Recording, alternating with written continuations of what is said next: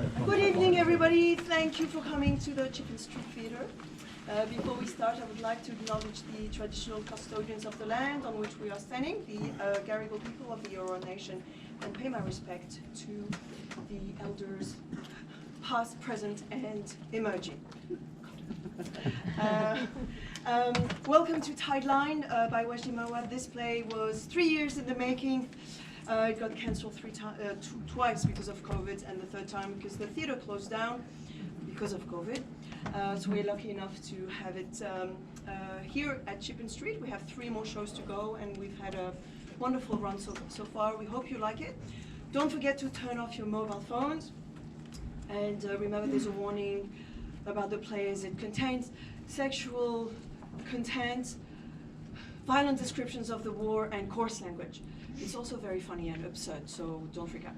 And there's one last thing. Oh yes, it goes for an hour and 15 minutes, 50, and there's a 15-minute interval after 1 hour. We hope you enjoy the show. Thank you.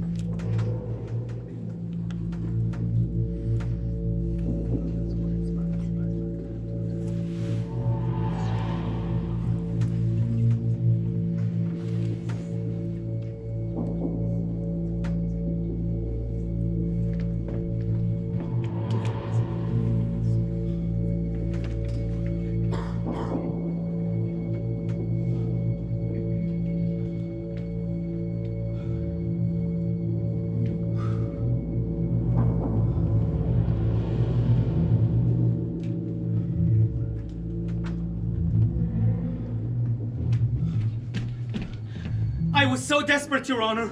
I ran all the way here to see you. They say you're the guy for this sort of thing, so I didn't think twice, and I came without preparing, because how would you prepare when the whole world around you suddenly implodes? Because yesterday I was nothing, and today, because of the terrifying circumstances, I'm here in front of you. And you're telling me, tell me something about yourself? Like I'm a story?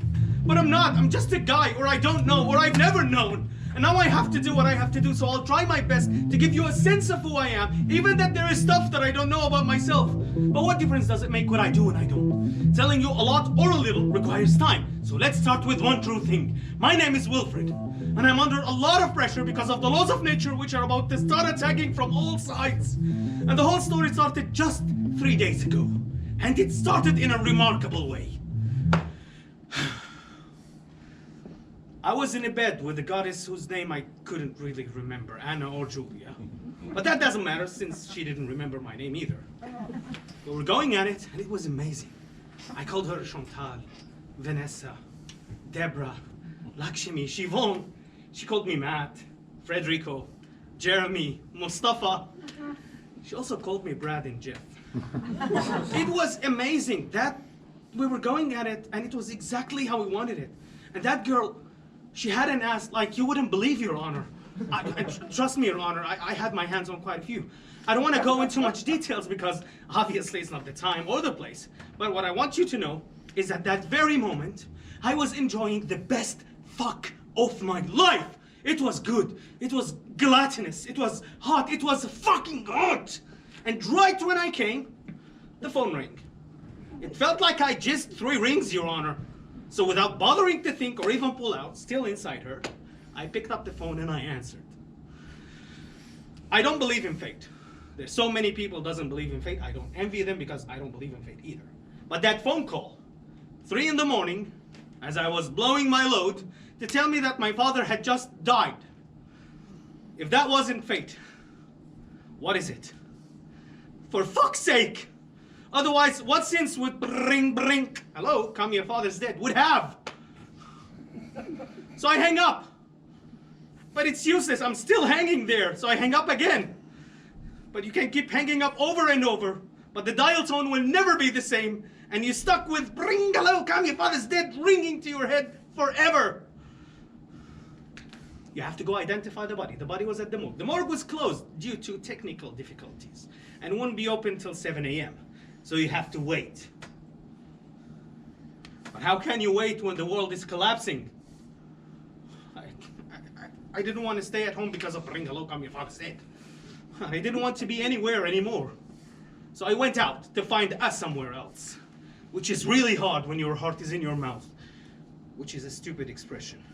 I tried to find us somewhere else, but everywhere was still here, and it was exhausting. All right, people, we gotta nail this quickly. It's a scene in the rain. Day for night, Wilfrid, here, camera. Close up here, traveling back to here, handheld, final position there, to show the aloneness of the character. Places, everyone? And we start the rain machine. Are we rolling? Is that rolling? Camera rolling. Alone in the night in the rain, take one. In 3, 2, action, Wilfrid. You're walking, and you're thinking about your father's death. You're thinking that he died alone. You imagine his face, his eyes, his helplessness. I don't know where I get this crazy feeling that I'm acting in a film all the time.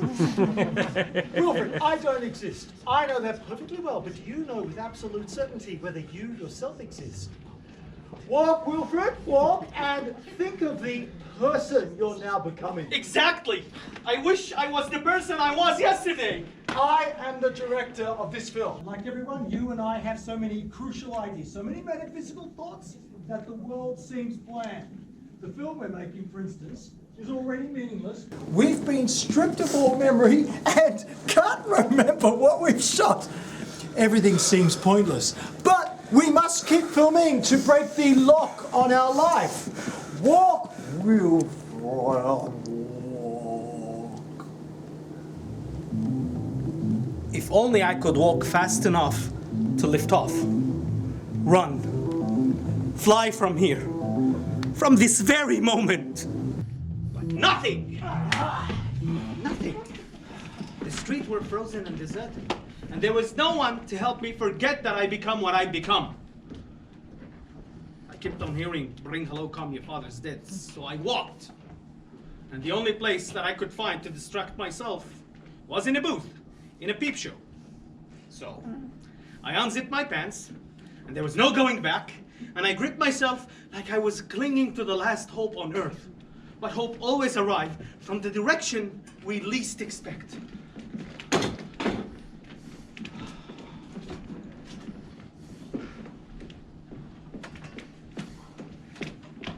Hey, I'm Carl. All the other booths are taken. Can I join you? Yeah, sure. Oh, very kind of you. Oh, fuck. Oh, you dirty little bitch. Oh, yeah. Oh, like that. Oh, yeah. Fuck yeah. Oh, shit. Oh, what an ass. Oh, I love it. Oh, look at that ass. Fuck yeah. Oh, and the tits. Oh, she's so hot. Oh, yeah. Oh, he's waving up. Oh, he's doggy style. Oh, I love that. Oh, yeah. Oh, he's slipping it right up her ass. Oh, fuck it. Oh, yeah. Oh, yeah, yeah. Oh, wow, that's good. Oh, God, I can calm. Oh, come here. Oh, I can't stand it. Oh, no. I gotta stop. Oh, it's tough. Oh, it's really tough. Oh, shit. Shit, do I ever love it. I love it. You love what? Peep shows. I adore them. I love jerking off in a booth. I love it. Oh, I get into my rhythm. It's like I'm fucking myself. All right, I'm gonna come. It'll be your turn, okay? All right. Oh yeah, baby. Oh yeah, that's nice. Oh yes. Oh, slip it in here. Oh yeah. Oh, you like that? Oh yes. Suck it out. Oh, fuck yeah, you hit the spot there. Oh yeah, I'm coming. Oh yeah.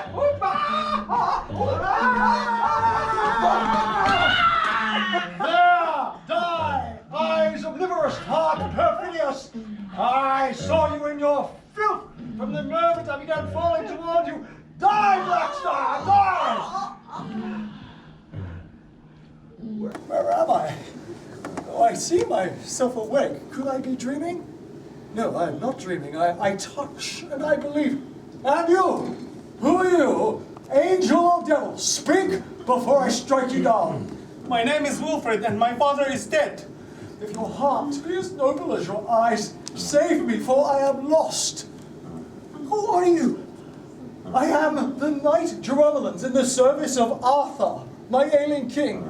I set off to search for the most holy grail. Morgan captured me and carried me on her raven's wings, screaming in my ears, "You I shan't kill, but shall send you alive into hell." Shame, shame on those people and all that surrounds them. Shame, shame on evil, shame on filth. Wilfrid of the Shining Heart, deliver me from this nightmare where my hands, my heart, and my mind are racked by the dark torments. I do not know who I am, what I'm doing, or what my duty is. Help me.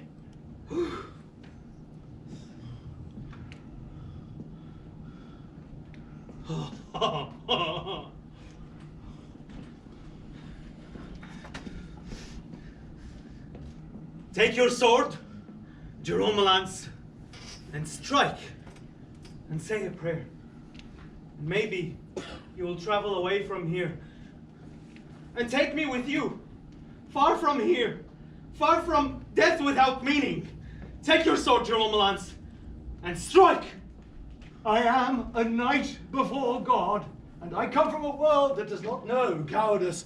Remove yourself from my path, unclouded images. On your knees, Phil, on your knees. Keep on, knight, strike! We're lifting up! Yes, I'm striking! I'm striking!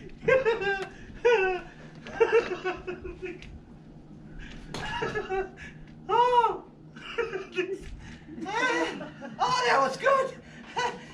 Now it's your turn. Thanks. Bye. What do you mean, bye? Don't you want to have a little fun? I think I had plenty of fun already.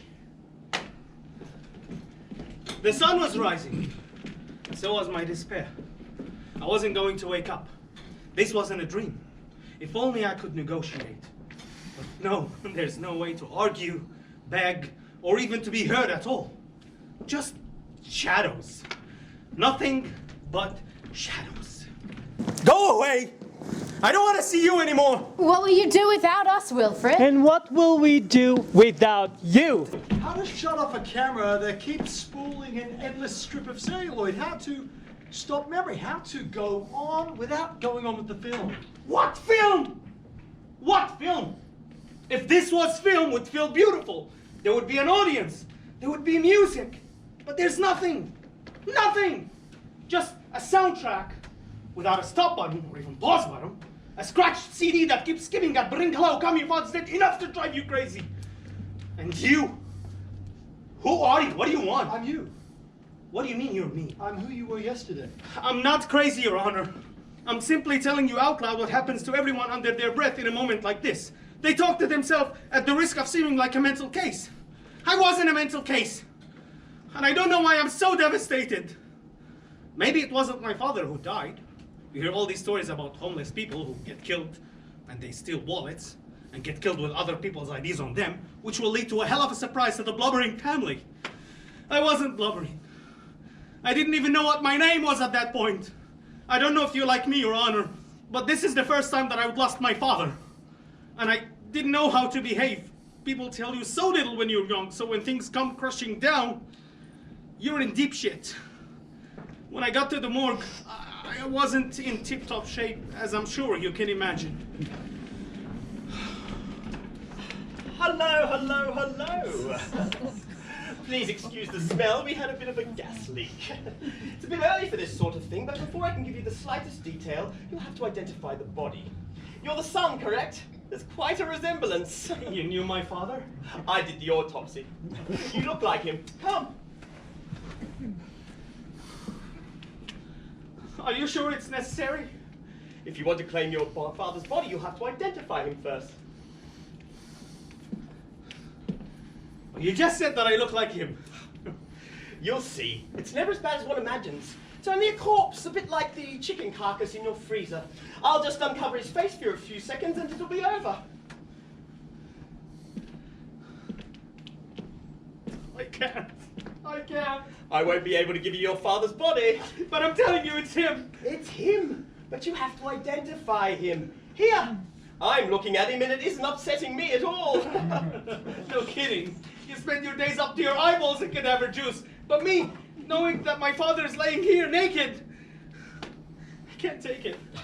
I embalmed my own, you know. That's disgusting. And yet, when I leave here at the end of the day, I walk down the street and I look into people's eyes and I laugh. Because I see there what I never see in the eyes of my daily visitors here. A shining soul. The wonderful flame of life that gives sense to the senses. Walking down the street and looking into a child's eyes gives me the greatest pleasure. Come and see. Your father isn't there. His eyes are empty, his cheeks sunken, his soul absent. It's not normal to just lift the sheet and then say, yes, that's my father's corpse. I don't need to lift the sheet to know it's him. I know it's him. I know it's him.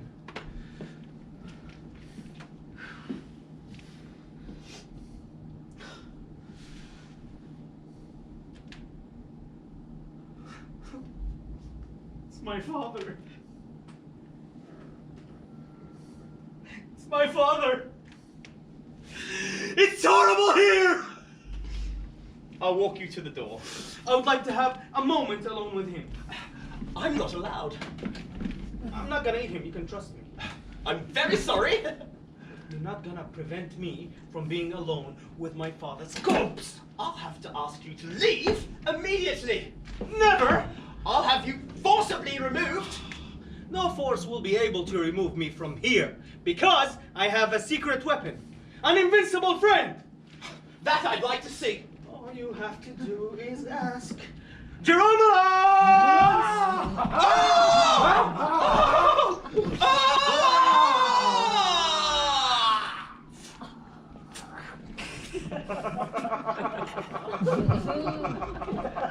I came running as soon as I heard you call. My father is dead, Knight of Geromelans.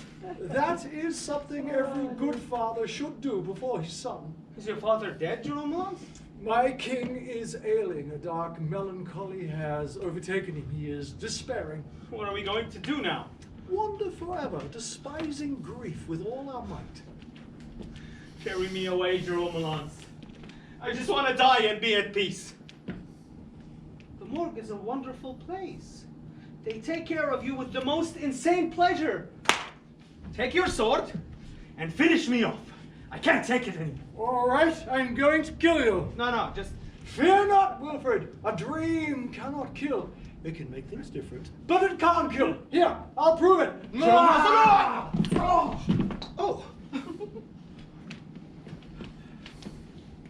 You fainted. Come, I'll escort you to the door. When you leave, we'll give you an envelope with the autopsy results. I've spared you the photographs. What's gonna happen to my father's body? Somewhere over there exists a magnificent place full of light waiting to welcome your father's body. That depends on your means. An unknown place that exists only to welcome your father's body. If you have been cremated without a service, it isn't very expensive, quite economical in fact. Otherwise, you can have a service and either cremate him or bury him, with or without flowers, with or without a car, a small car, a big car, 2 big cars, 3 big cars. It all depends on your means, your beliefs. You'll have to meet with a funeral parlor. I don't feel very well. What are you doing with your father's body? To whom are you abandoning him? Get out! Your father had some money on him, his identification, and a red suitcase. You can collect everything at the police station, which is on the 2nd floor. I'm sorry, sir, but I have to leave. I'll see you out. I'll see myself out. It's not that I don't like you, but I actually don't. Oh.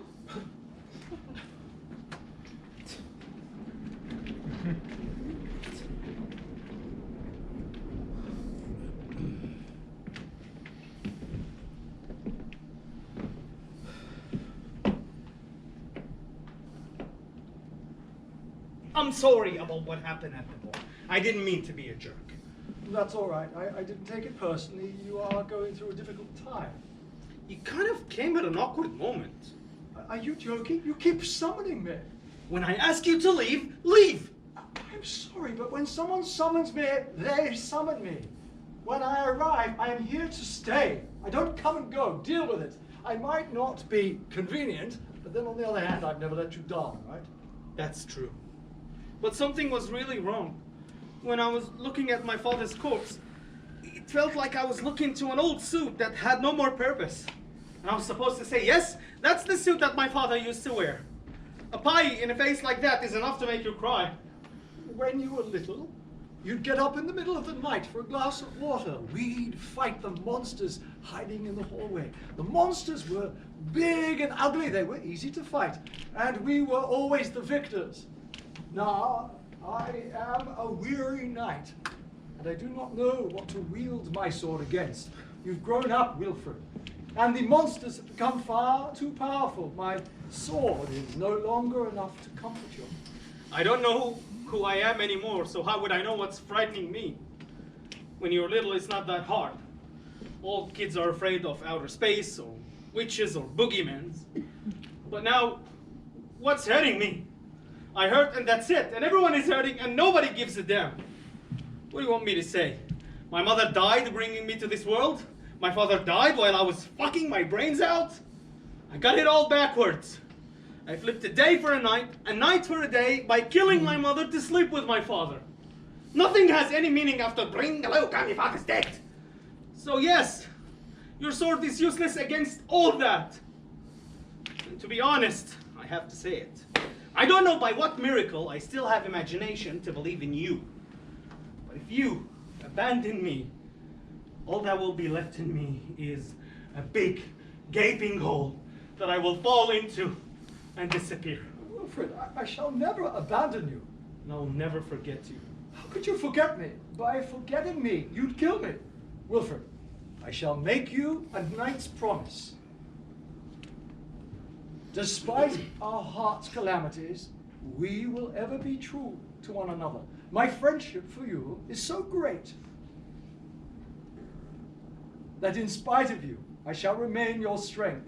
Your friendship is so luminous that you need only say the word, and I, poor dream that I am, shall set off towards you. Wilfrid, nothing is stronger than the dream that binds us forever. Sir?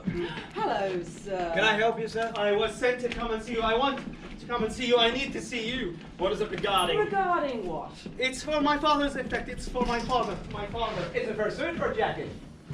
Do you need a flower arrangement? Yes, ma'am. Suit and it's urgent. Is it for a wedding? What is it for? No, it's for a funeral. He can be viewed as of tomorrow. A red suitcase and a bit of money. I'll need some proof of identity. Or if you don't want a viewing, Here, sir. What size do you take? you can still, as of tomorrow, be either cremated or buried. I'll be right back. I have no idea, sir. Leave it to me, sir. Yes, ma'am. What would you like? As of tomorrow, that will be fine. And you would like? I would like to have a viewing, ma'am. Raise your arms. Where would you like to have him buried? It was at that moment, precisely then, Your Honor, that I was suddenly overcome with anguish. I don't know where I should bury my father. I don't know the procedure of burying someone. The lady said to me... Don't worry, sir. Don't worry, sir. If you like, we can take care of everything. I'll take care of everything. And find you a place according to your beliefs and your means. It was all well and good, but there was my mother. My mother, Your Honor. My mother died here because I was born here. My mother died bringing me to this world. It seemed normal that my father should be buried with my mother since he was madly in love with her, and he went mad when she died. But I get this feeling that it's going to be a bit complicated. Here's the suitcase, and here are the personal effects your father had with him.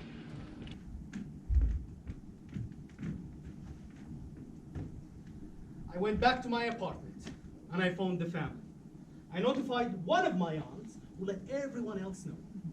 And then, Your Honor, everybody came. Wilfrid! Oh, Wilfrid! What? God, what a tragedy! It's dreadful! Horrible! not going to start crying, are you? Wilfrid, what will you do now? Yes, Wilfrid, what are you going to do? That's right, what are you going to do? He's not going to do anything. What do you want him to do? Emile, show some respect. You're talking to your sister's son. What are you talking about? I'm showing all my respect to my sister's son. Since when did I not show respect to my sister's son? His father is dead.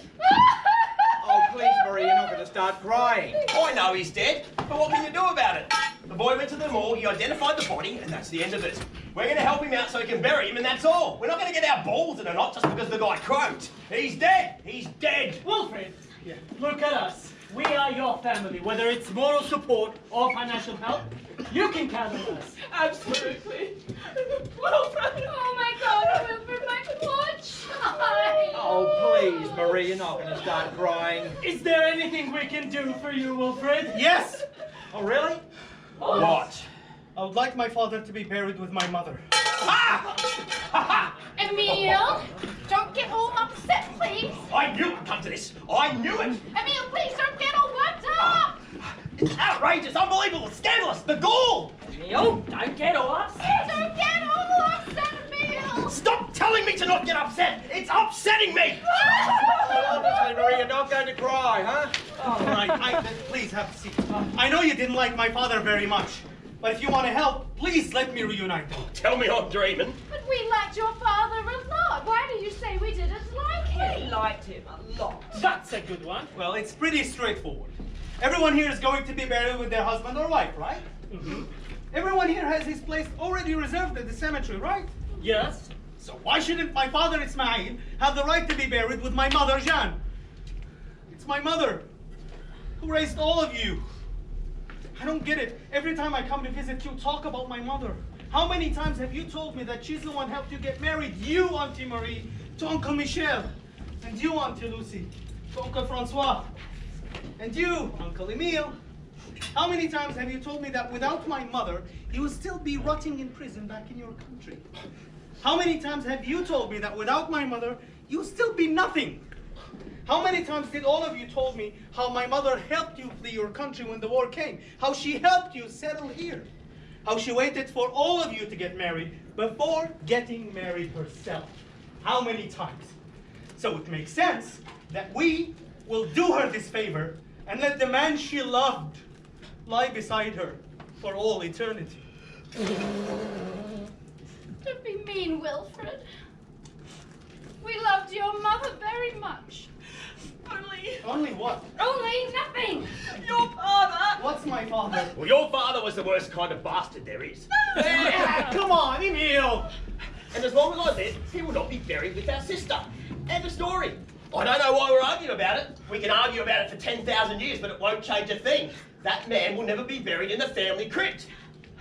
What I find most scandalous of all, though it doesn't surprise me for a second, is that he never told you. Emile, the boy, really. Well, the boy's a man now, and it's high time he knew what happened. It's outrageous that he never told his son it had been clarified between us a long time ago that he would never be buried in his wife's family crypt. Emile!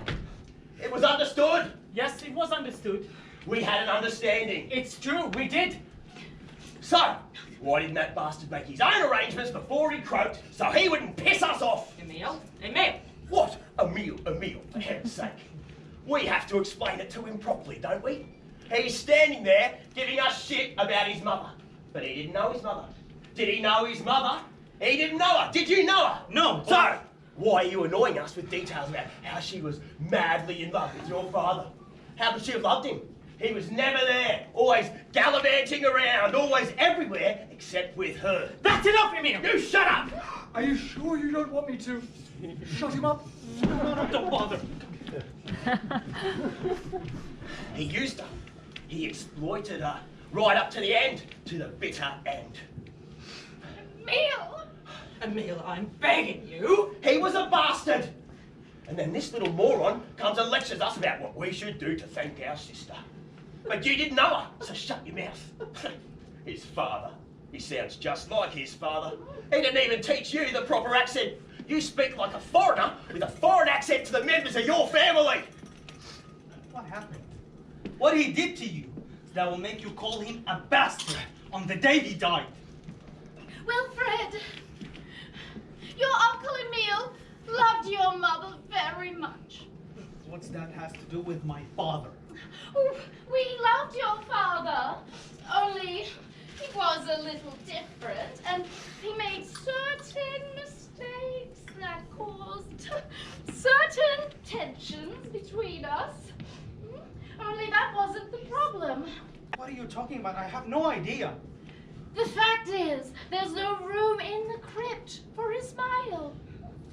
All of the places are already reserved. But if you like, we can find you a nice little place in the cemetery not too far away. That's a good idea. In any case, forget about the crypt. My father will be displayed at the funeral home for 3 days, starting tomorrow morning. The mortician said that I could wait until the 3rd day to tell him where he will be buried. So don't give me answers straight away.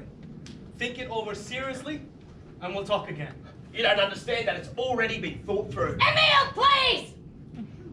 We'll think about it. The boy has a lot on his mind. Tomorrow is his first day at the funeral home, and we didn't come to his little apartment tonight to upset him.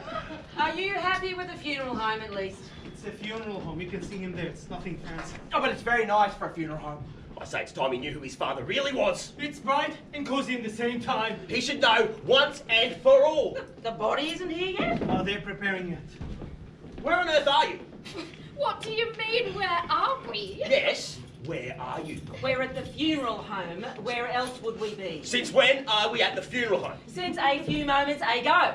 I mean, on... Listen, maybe you're at the funeral home, but I'm not. So where are you? I'm still at Wilfrid's apartment. What are you doing there? I don't understand. I was talking quietly in the kitchen, and then you suddenly tell me we're at the funeral home. But I'm still at Wilfrid's apartment, and you're going to stay here with me until I've finished. Can you stop being pain in the ass and egregious like the rest of us? We're in the funeral home. Out of the question. We're at Wilfrid's apartment. Be reasonable. You can see we've all agreed to be at the funeral home, so stop it. But I haven't finished talking. Well, you'll finish talking at the funeral home, and that will be that. So, where are we? In my apartment or at the funeral home? Say it, so we can move things along. But you won't stop me from talking. Of course not. All right then. We're at the funeral home. Just in time. Oh, Wilfrid, you poor thing! What will become of you? Maybe we could have him cremated. Hey, that would be a solution. That'd solve the whole problem. I'll say. That'll take care of it. Less complicated, less cumbersome, less costly. If it's a question of money, we're here to help the boy. Well, I'm not giving him a cent. Then people will say you're a tight ass. I couldn't care less what people say. I'm not giving a red cent to that son of a bitch. Will you shut your trap already? What do you mean, shut your trap? Since when do I have to shut my trap? You piss off with your shut your trap! Oh, the two of you cut that Hands out! up! Man, you're starting to get up my ass! For heaven's sake, Francois, let's go with each other! Stop that! Would you calm down, please? Thank God there is no one here to see us! How embarrassing! I'm absolutely mortified!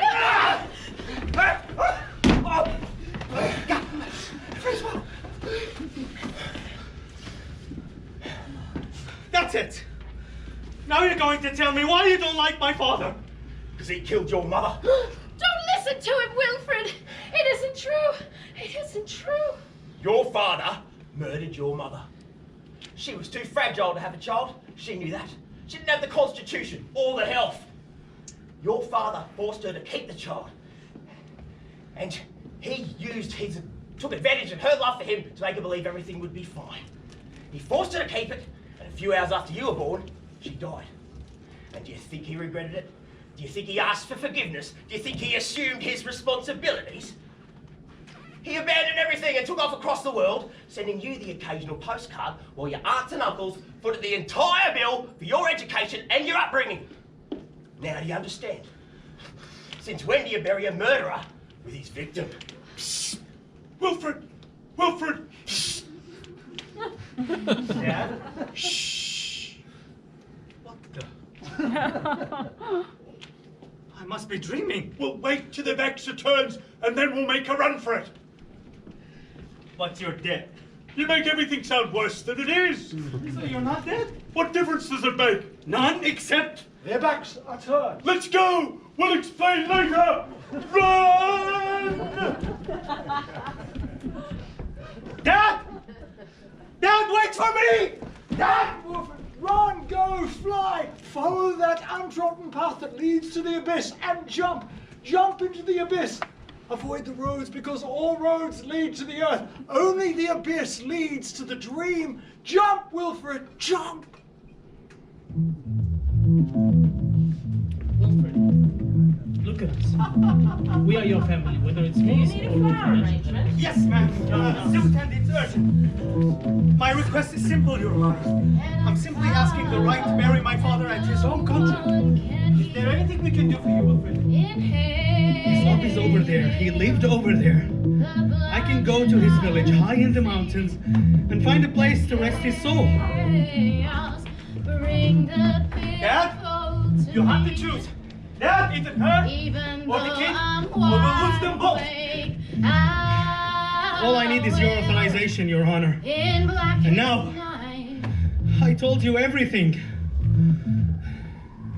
Dad? Oh, Dad! Dad! Are you coming? Where are we going? I'm taking you back home.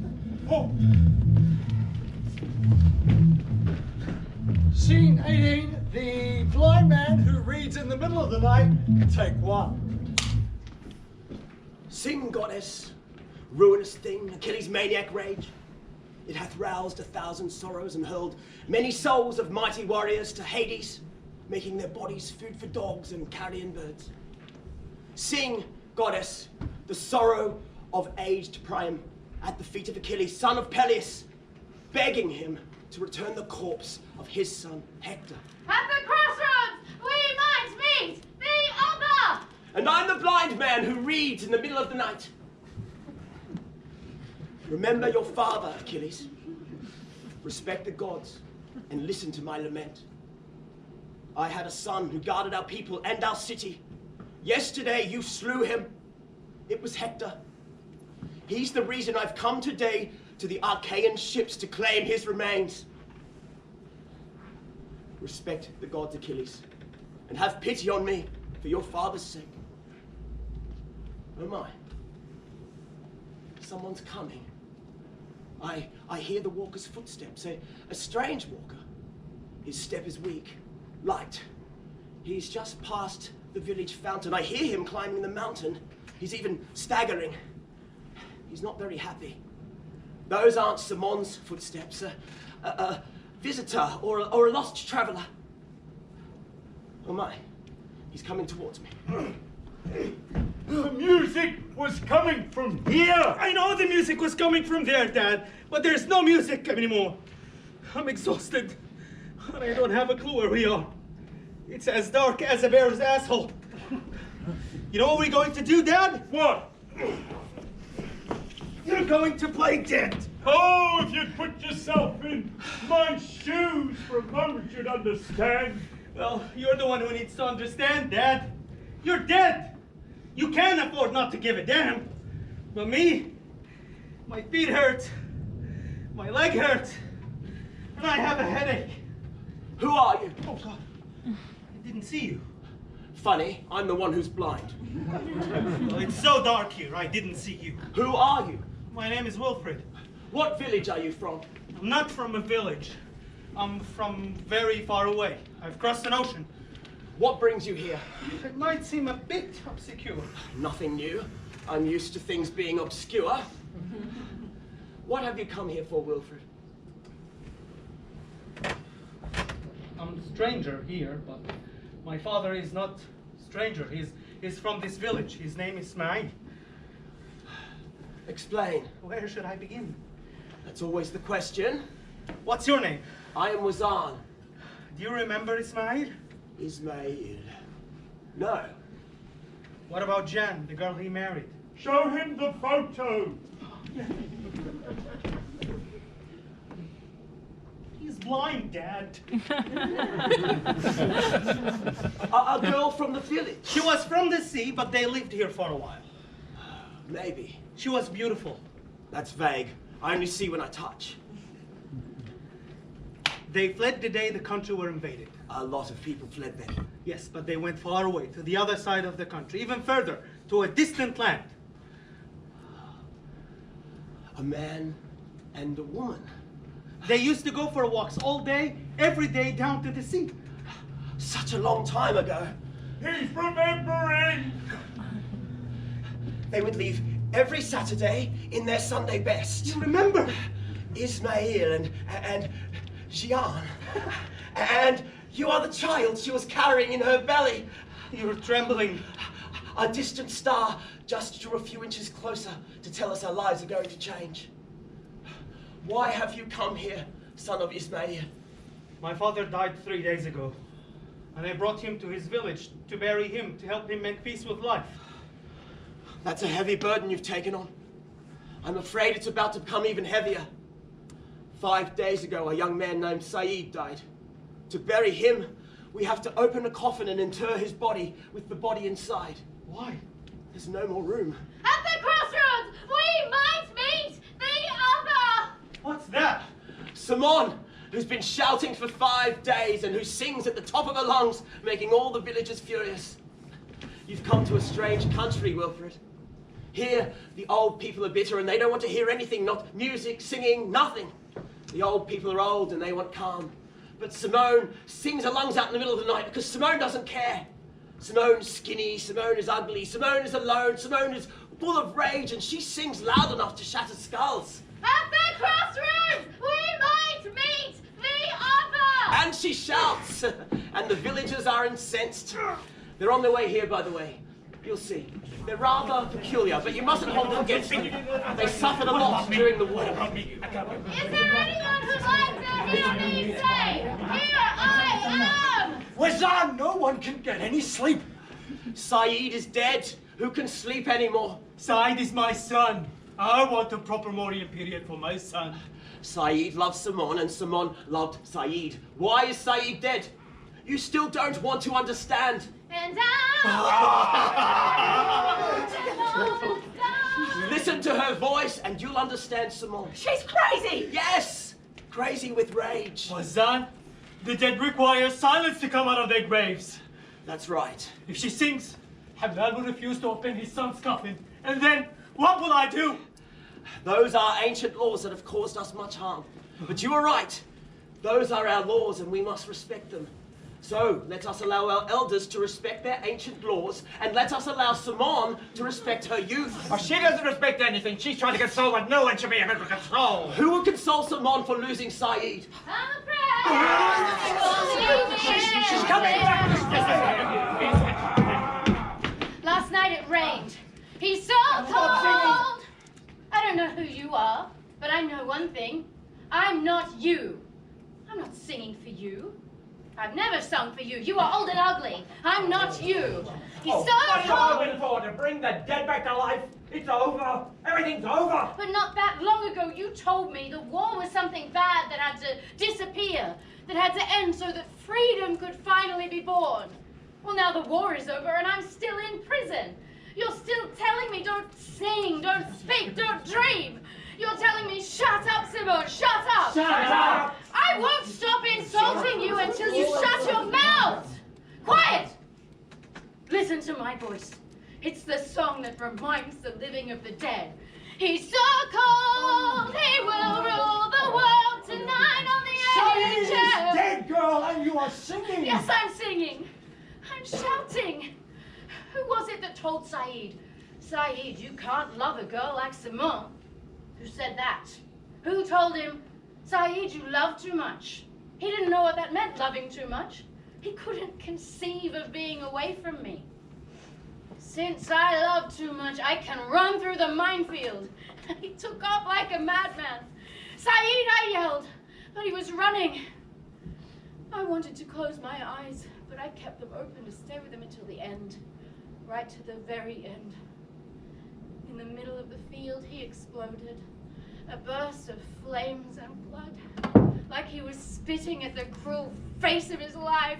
He's so cold, he will rule the world tonight. Let go of me! Let go of me! That's enough!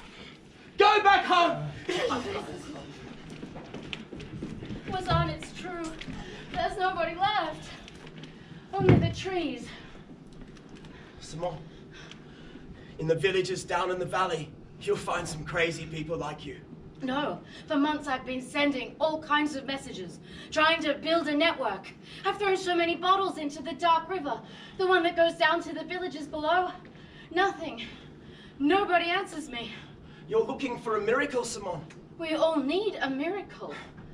You old people, you had your miracle a long time ago, because you knew the country before the war.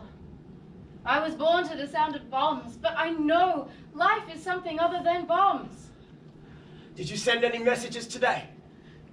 3 bottles in the river, and 4 shouted messages. Go back to the cliff and shout that Wilfrid has come. Shout that Ismail is dead. Shout that Ismail has the right to be buried here. Simone, the answer you're looking for has already arrived, but you can't hear it, you can't recognize it, because it's coming from a direction that you least expected. Simone, this is Wilfrid. Wilfrid, this is Simone. I think you're as crazy as each other.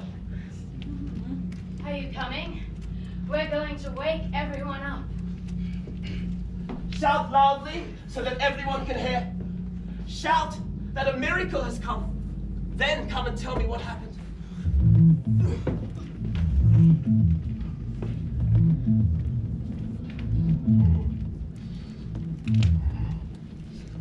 Wilfrid, I don't want to clutter up your head, but I don't have any other place to go and get warmed up. Let me take over all the space in your life just for a little while, just till I get used to the idea of being dead. Oh, now that I'm dead, I can only express my great astonishment. I'm dead, and I just can't believe it. Now, shout with me. Wilfrid is here! Wilfrid is here! Ismail is dead! Ismail is dead! Here I am! Here I am! Here I am! Here I am! The miracle has come! The miracle has come! Look down there! It's the lower village. A light went on! It's been turning on these last few nights. It just went off! It always goes off. Tomorrow we should go and see. Tomorrow we have to deal with your father's body. If the light is a sign for me, it will still be there the next few nights. Shall we leave the body here? We'll carry it to the cemetery. After Saeed is buried, we'll talk to them. I'll introduce you. So you want to bury him here just like that? Look, the cemetery is full. There is no room left. Hold on, there must be somewhere we can bury him. At the edge of a field or the middle of an abandoned lot. There has to be a place. They're reserved for people from the village, not strangers. Oh, but he isn't a stranger. He was born here. You knew him. He fled this country. He should have gotten himself buried wherever he fled to. You have no right to turn away the dead. Go see Hakim. He's rich. He has large property. If you have money, he'll agree to anything. Who's Hakim? A former military leader. I don't like the man. But you have no choice. He's very powerful here. He could force them to agree. All right, where can we find him? I'll go with you. We'll go at sundown. He's sure to be there.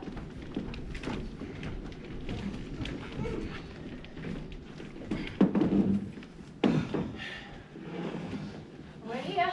Look, they're at the table. So, we have visitors. Our singer! To what do we owe this honour? And who is this gentleman? Wilfrid, a friend. A friend? Jamil! 2 seats for these young people. Sir. Now, where was I? The head. Ah, yes, the head. Yes, the head. So, the head was in, and the rest followed, and I could feel my balls slapping against that whore's buttocks. My time was up. I'd been banging away like a horny dog for the last 2 hours. But I didn't care I had money. Hell, I still do. And I told her, keep it up. Keep it up, girlie. I've got money and I don't give a fuck. I gripped her by the hips and humph, humph, humph. I started banging even harder. A few more thrusts. I felt my cock swell and I fired my filthy rich jism right up her arse. Oh, wonderful! Delectable! Jamil! Another bottle! Right. So, young people, how do they do it where you come from? Right side up, upside down, from the front or from behind? We'll come back tomorrow, so when you've finished celebrating. I won't hear of it. You're going to stay and you're going to sing us a little song. I didn't come here to sing. Sit down! What brings you here? Wilfrid's father died. His name is Ismail, maybe you knew him. He lived in the village a long time ago. We were told you could help us. Who said that? The villagers. They don't speak before opening their mouths. They certainly don't. One time. Shut up, my dear, shut up! So, you've come to buy a burial plot. Is it a yes or a no? Oh, the young man's in a hurry. It's a yes, and I won't even charge you. What do you mean you won't charge them? Shut up, my dear, shut up!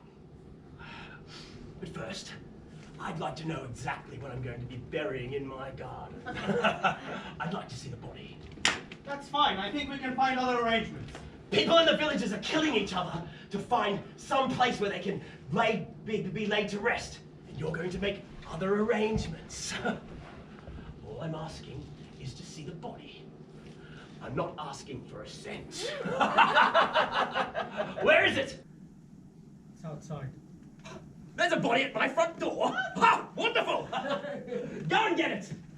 Jamil, give him a hand. Right.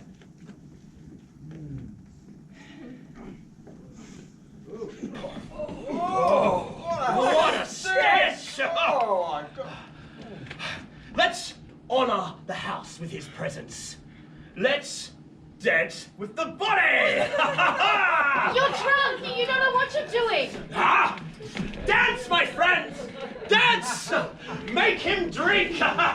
He's earned it! Ah! Should old acquaintance be forgot and never brought to mind? Should old acquaintance be forgot for the sake of old lang syne? This reminds me of a story of a friend who died a horrible death. He was captured by the enemy with his 8-year-old daughter. They stripped him naked. They greased his asshole and they sat him on a wooden stake. They slid the stake in and out of his ass slowly.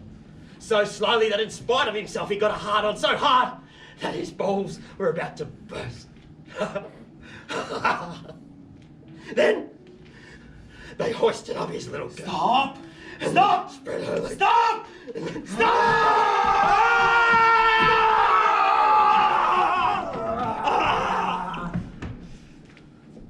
Where the hell are we? I'm feeling murderous. I'm going to kill someone! Calm down, Wilfrid. I have no desire and no reason to calm down.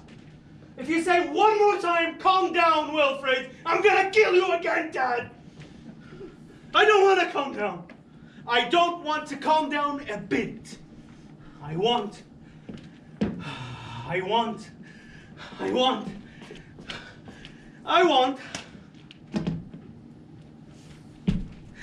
don't know what I want. I'm losing it. I'm fucking losing it. What are we going to do, Simone? Listen to what the star says. To what your merciless star is telling you. What does it say? Keep moving forward, even if you no longer believe. Keep going, even if you've lost sight of your goals. Keep going, even if you've lost all ability to hope. Keep moving forward. I've never seen the night, but they say it's dark. So leave, both of you. Leave before daybreak. In the morning, I'll curse them. I'll tell them, listen to the rage of youth that makes you the vanquished of the vanquished. Youth is furious with you. Youth is leaving and the sun is leaving with it. Simone, Wilfrid, take the body and leave before dawn. In the morning, I'll tell them misfortune has struck the village. Wazan, this melody will express my friendship for you better than words. Encore vivre sans richesse, parce que sans le sou, Simone, look! The light from Lower Village went on and off again. Let's go. At dawn we'll be at the crossroads. Maybe the light will be there then. He can be viewed as of tomorrow. Do you need a flower arrangement? On peut vivre sans richesse, parce que sans le sou, des seigneurs et des princesses, il y en a plus beaucoup. C'est vivre sans tendresse, on ne le pourrait pas. Non, non, non, non, on ne le pourrait pas.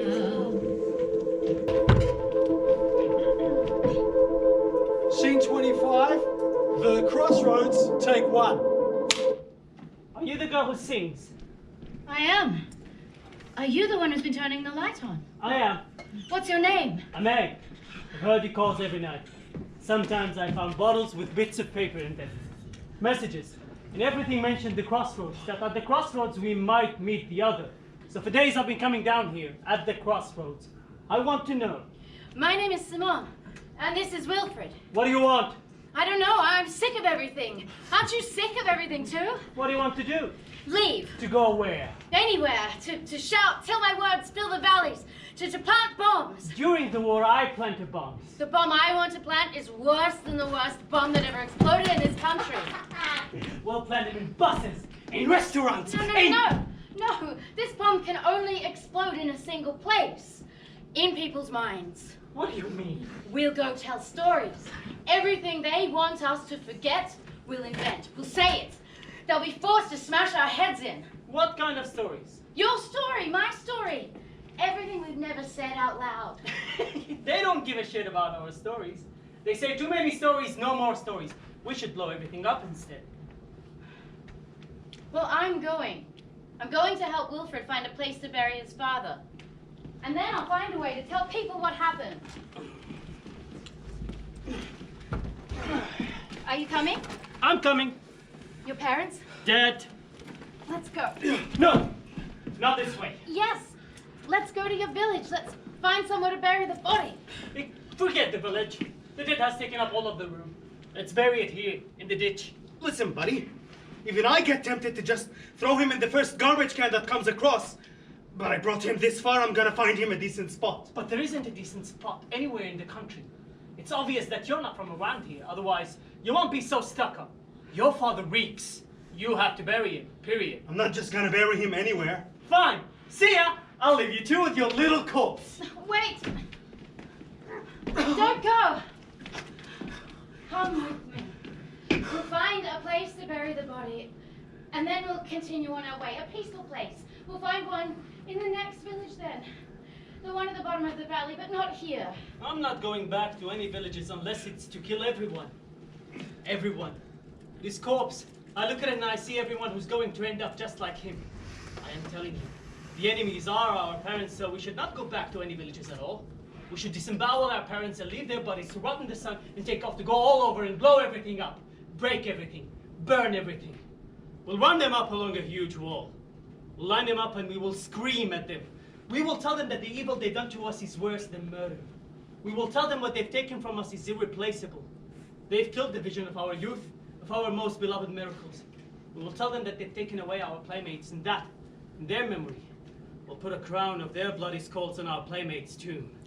And then, we'll raise our guns to our parents without remorse. Ta! Ta! Ta! Abe! Look! We're both here. For nights I dreamed of the day that we would meet. That day has finally come, so let's trust in that and not fight. Wilfrid is right to want a peaceful place to bury his father. Help me help him, and then we'll go. The rest hardly matters because of all those nights you turned on your light to answer the call of my voice. Now you're here. Have faith in me and stay with me. Jeromelans! Can you help me to carry him for a while? It's so heavy. Wilfrid, you're asking me to come to your aid for things I'm powerless against. But you promised, remember? Nothing is stronger than the dream that binds us forever. But what do you want me to do? You're carrying your father, and I, poor dream, I'm still wandering. I can't lift anything or carry anything at all. What uses are you if you can't change the world? Arthur, my king, told me never to believe in death, that true death exists only in the minds of the despairer, and I'm not a despairer. I am a knight, by God, and I will maintain my dignity. I shall not bow my head. I will continue to remain here, being what I am. An invisible brother to a visible being. Amé, can you carry him for a while? I'll never touch your corpse. We'll stop here.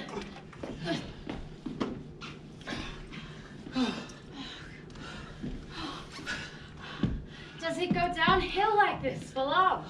To the bottom of the valley. We'll be there tomorrow.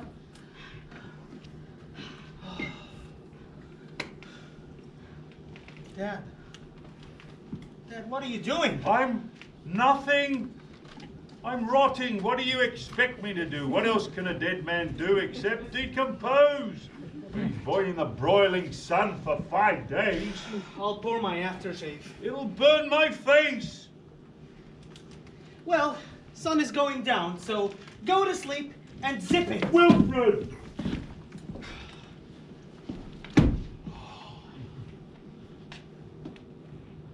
Oh, time is a strange beast.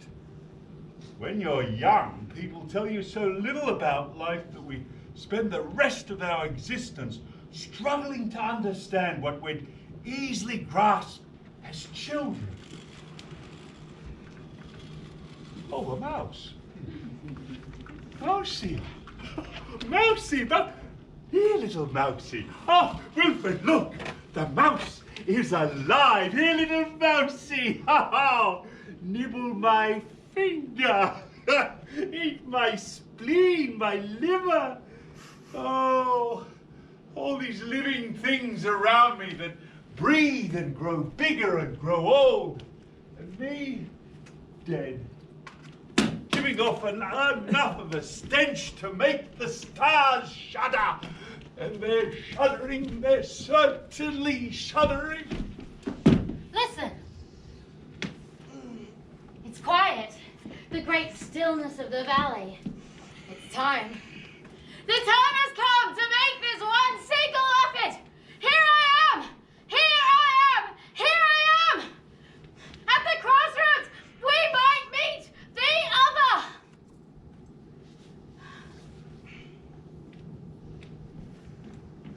On peut vivre sans richesse, presque sans le sou. Do you hear? A drum. On peut vivre sans la gloire qui n'approuve rien. I'll keep singing, and the other person over there will answer. Antoine, quand nous donne l'histoire. With our music to guide us, we'll find each other. Et sans trouve bien. Mais vivre sans tendresse.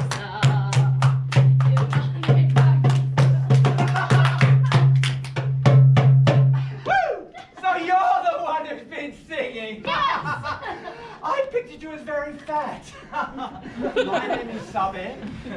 I saw you coming from far off. What do you want and why are you here? Oh, why am I here and not somewhere else? Not dead, not born somewhere else. Another place, another country, another time, another era, another form. Animal, vegetable, mineral. Why am I who I am? That's a pretty broad question. Well, if I'm here, it's because I'm not somewhere else. It's a lame explanation, but it's all I have to offer given the era, this sad era. Boy, it really stinks around here. Oh, we're carrying the corpse of a man who needs a burial place. Maybe you can help us. You're kidding. 2 nights ago, I managed to fall asleep, and I had the most grotesque dream. I was with a few people in a strange place. And one of the people was carrying a corpse. But a corpse that talked, that was only plain dead. We were in an enclosed space, a huge place, and we were confined to the foot of this long wall. And in the dark, there were people people sitting and watching us. My name is Sont. Oh, Simone. I've been answering your messages for a long time. People talk about you in my village. They say you're fat and ugly, stupid and mean. Oh, people say, so I always imagine you as having a hideous voice. They say you're depraved because you sing at the top of your lungs. So I found myself an instrument to accompany your voice. People would say, oh, that girl up there with her voice, she leads people to ruin. And I'd say, right. But I'd laugh to myself because I knew who you were. I knew. The night showed me. I saw you through your bottles, your shouts and your music that reached me from so far away. Do you want to leave? Leave. Now that's a strange word. I mean, this country has really gone crazy. Everyone wants to leave. Everyone. And you looking for a place to bury your father. And I guess that there is no more space at your village. It's the same everywhere. Then we better keep moving. Yes? Let's get the hell out of here. Sabe, do you want to come with us? Oh, I don't know. Maybe. To do what? To find out what happened. Don't you want to know? Understand who killed who shot who, when, how they struck, why they slit people's throats, why the men wept, and my father, kneeling outside the burnt house. Why did they kill him? Why 3 bullets in his head? And my mother, how they hung her, and my brother, how they threw him to the dogs, to the birds, and my sister, how many times they raped her and then burned her, and Saeed, how he exploded. Don't you? Don't you want to know why? Come, tell a story. I have a very funny story too, you'll see. You'll laugh your heads off. Only, let's make a little detour by the village at the bottom of the valley.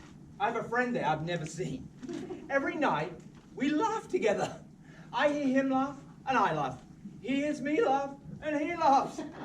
I think he'd be disappointed if I left without a word. Afterwards, we'll have to climb to the other side of the mountain. They say that from the summit, you can see the ocean.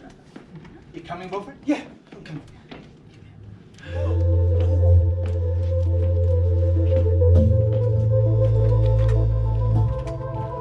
Okay, I'm going to be clear, extremely clear. I never believed in the existence of anything, not up there, not down there, not anywhere. And the fact that I'm saying what I'm saying doesn't mean that I've changed. I don't believe. I don't believe.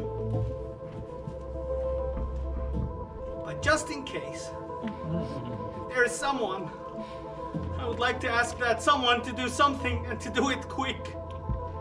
I promise, I really and truly promise that no matter what happened, I'm not just gonna bury my father anywhere. But in return, I would like to know what I'm supposed to be doing on this planet Earth. Is that clear? I want to get to the bottom of it. I don't want any evasive answers. I want an answer without any shadow of a doubt. Is that clear? I think it's pretty clear.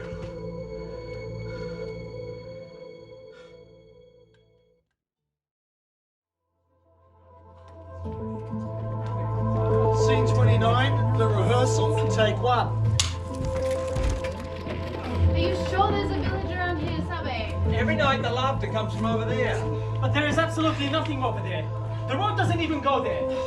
There's a river. I've known plenty of villages without roads. I don't give a shit.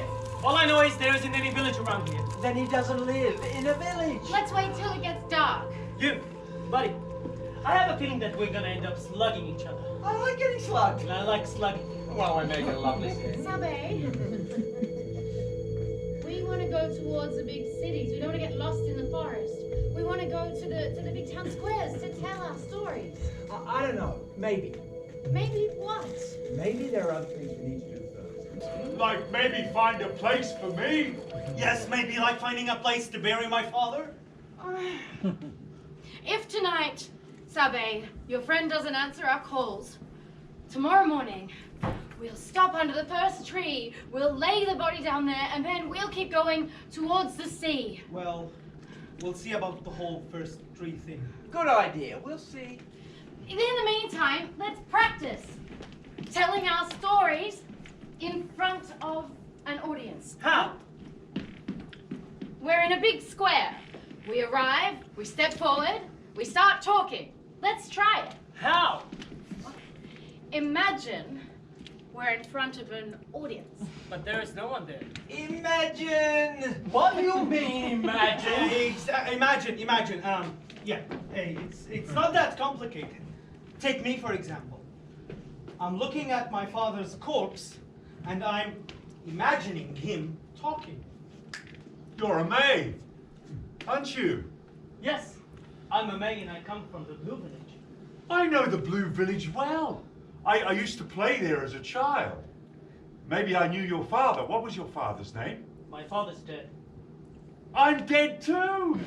Apart from the smells, there aren't too many drawbacks. I'm still here, I'm still talking, expressing my opinions. Yes, but my father's dead, and if by any chance he's hanging around the way you're hanging around, I don't think that he wants to come and see me.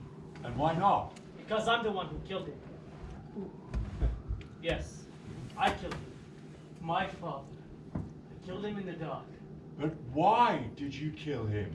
Because I did not recognize him. I did not recognize my father's face. I was returning from battle. I'd spent the nights in hand-to-hand combat. In the middle, I'd jump and shout, "It's me, I'm a May." Men were proud to be slain by me.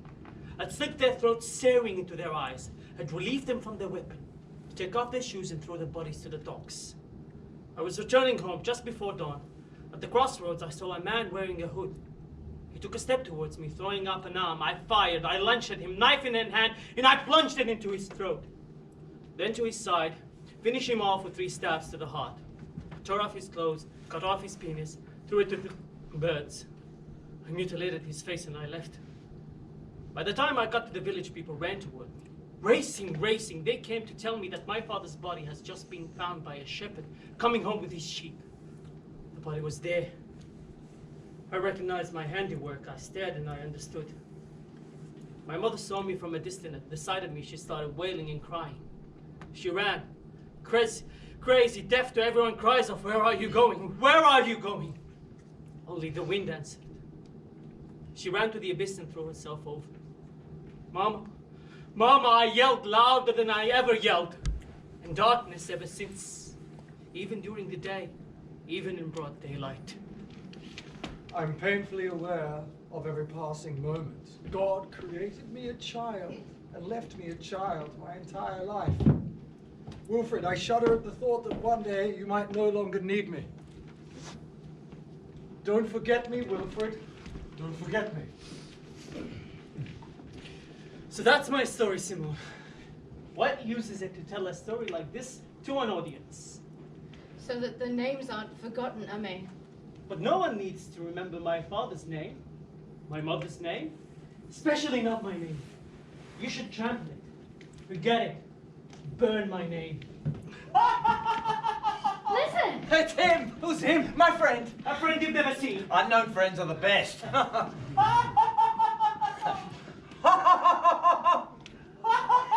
you! Hey, let's all laugh together. Come on.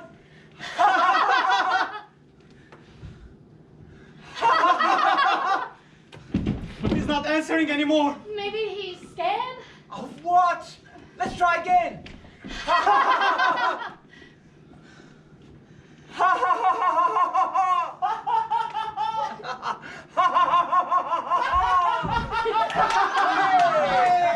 My name's Massey.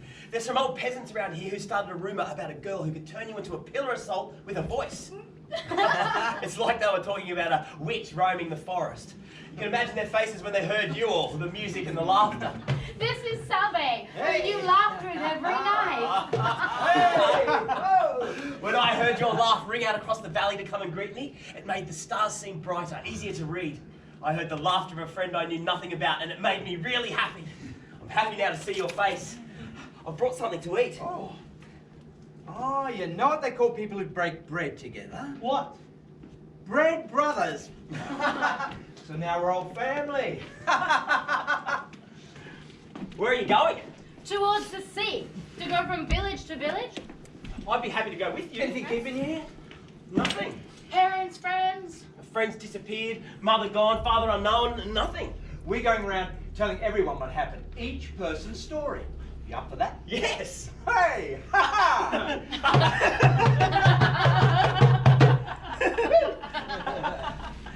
What stories shall I tell? Except the silence that I've inherited from you. They're full of meaningful words, and I'm empty of empty words.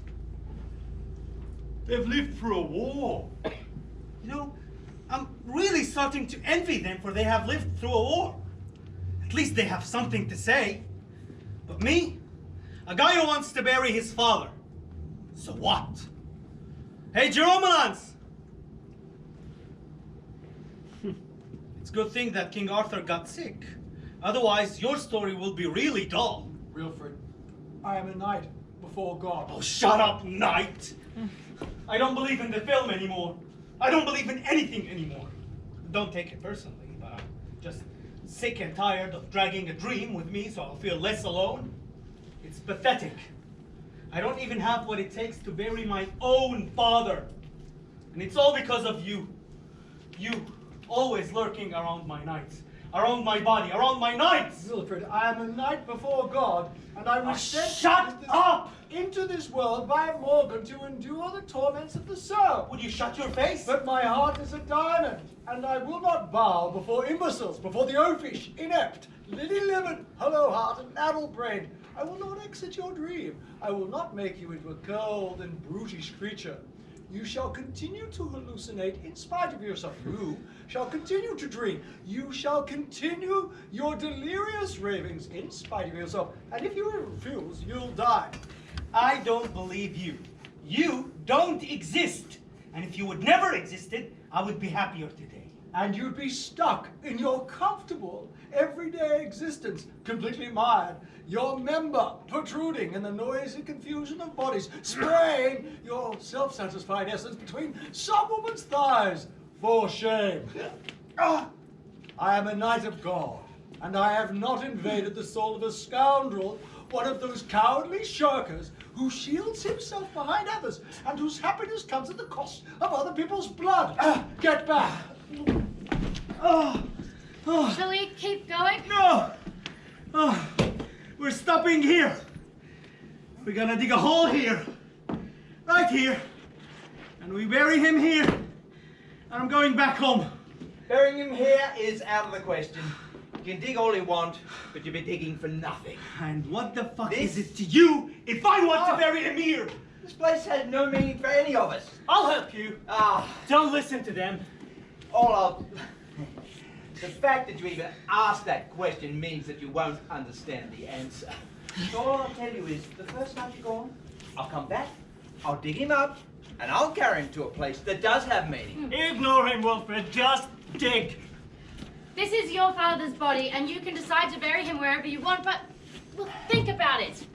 All of us here have lost our parents. I don't see it that way. That's the only way you can see it. We're not gonna find the right place. This is actually the right place. So let's just bury him here before we lose our minds. No, not here. But it won't make a difference. Yes, it will. What difference will it make? This is a sight of fatigue. It's fatigue that's making you want to stop.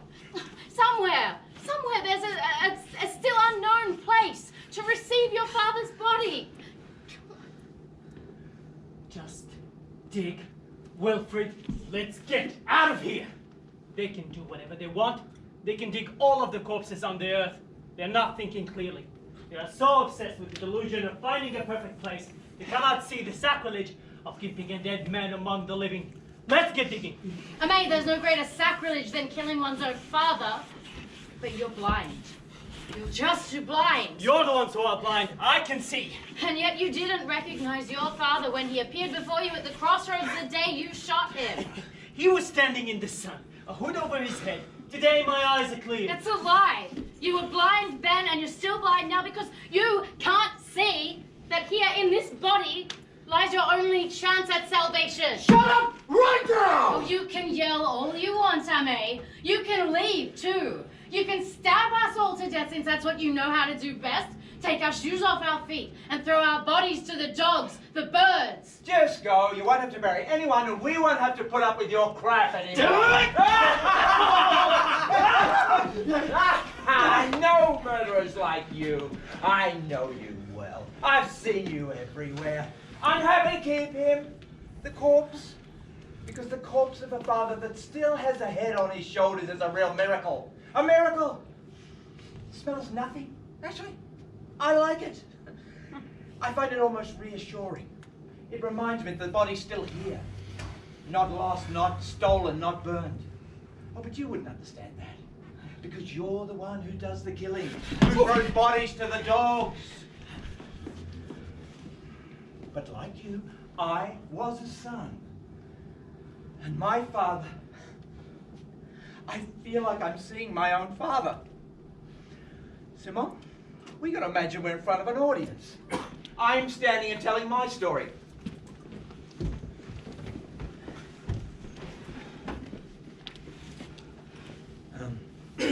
I'm saying, my name is Sabi. They burst in shouting, broke down the doors, tore my father from his sleep, burned the books, set fire to the house, killed all the animals. Everyone was yelling, everyone was screaming.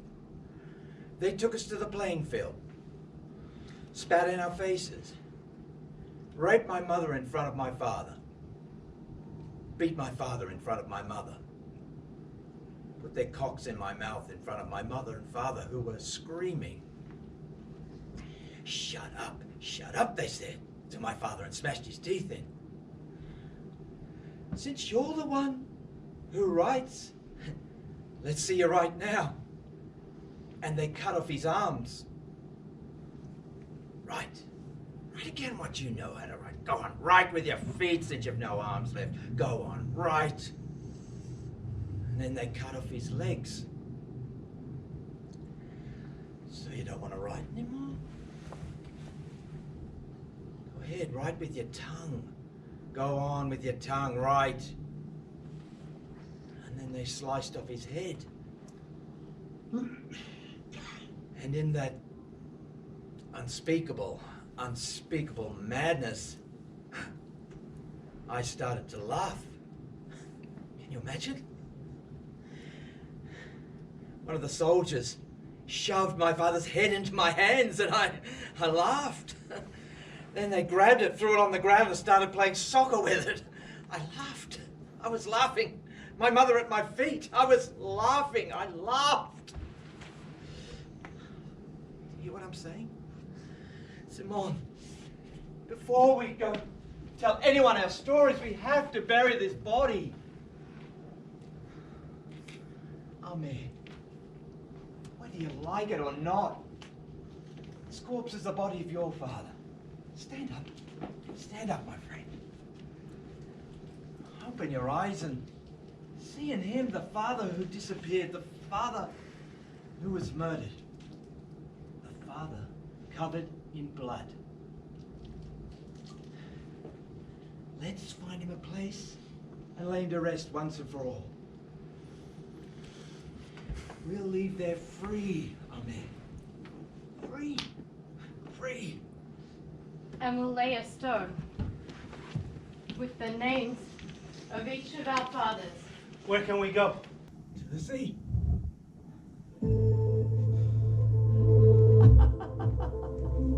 These phone books are from What before. are all those names? All the names of people from the south.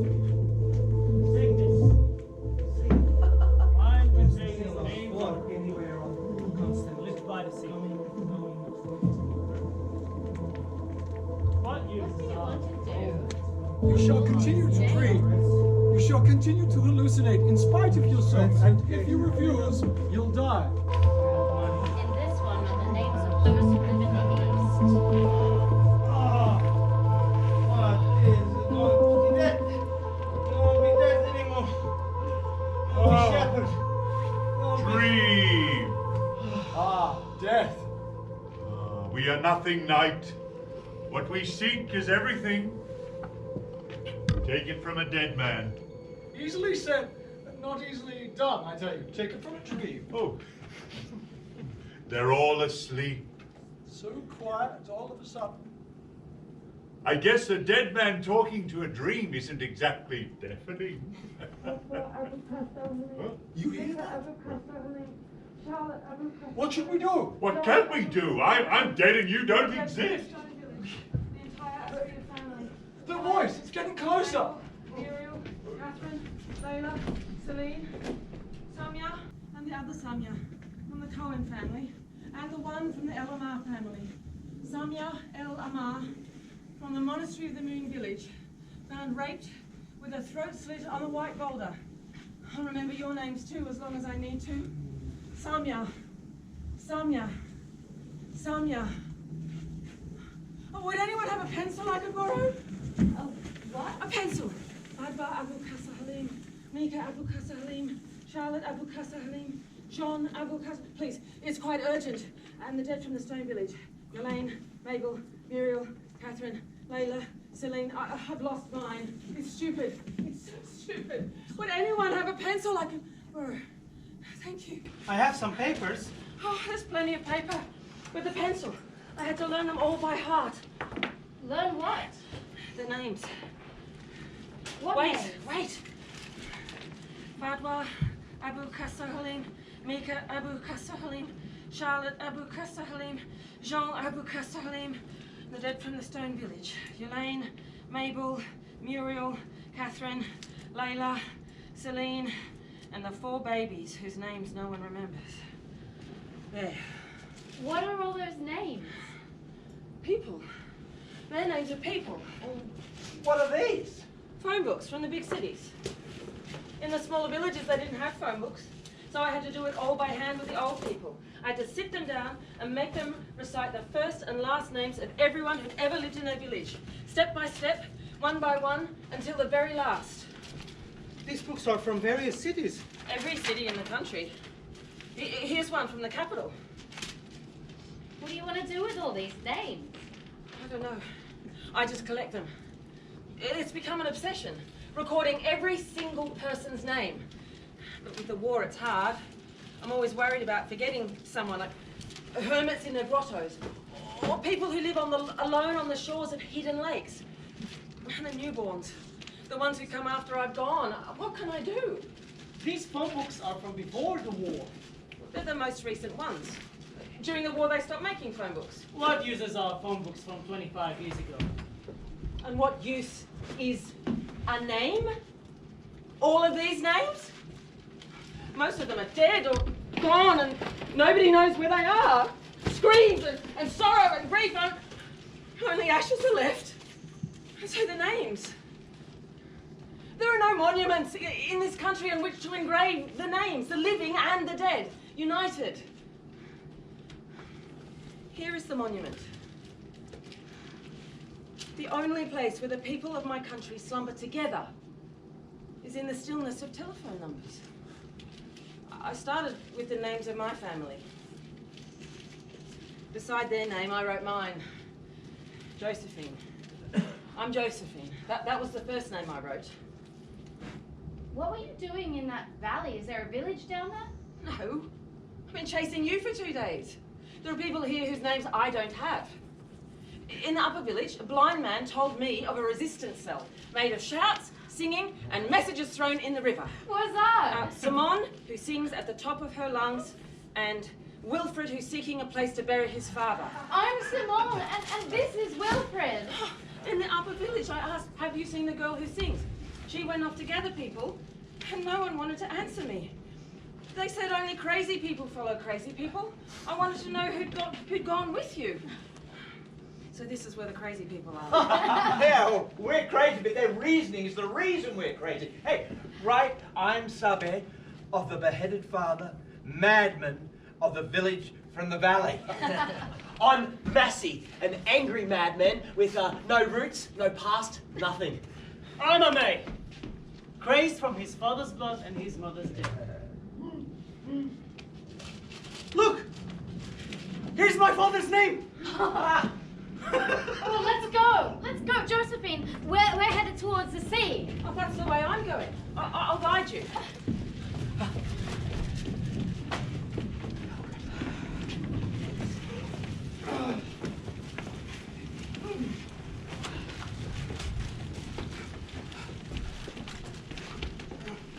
Are you coming, Amay? What for? Amay, if you're going to fall into an abyss, it's better to fall face up. So as long as you're going down, if you can at least see the sky above, it can save you. When you fall face down, your eyes are glued to the darkness of the abyss and you can be lost. Come.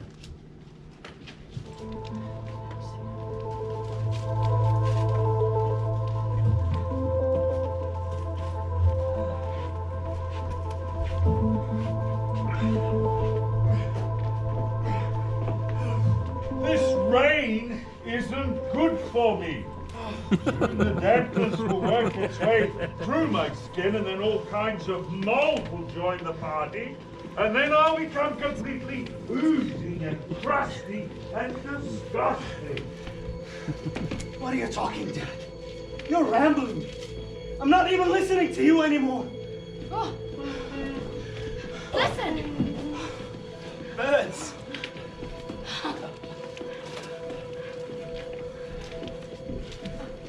Night!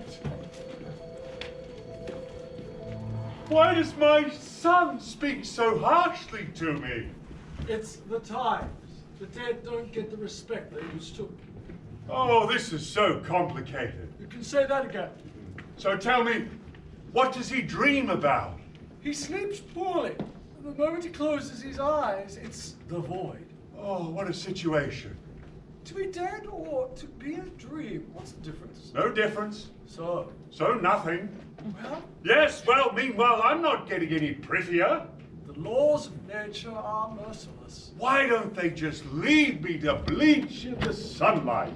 Because the birds would peck out your eyes. Oh, death is not for the faint of heart. Neither is life. So we're screwed. You can say that again. Tonight reminds me of Mexico City. Let's dance and forget everything. Oh.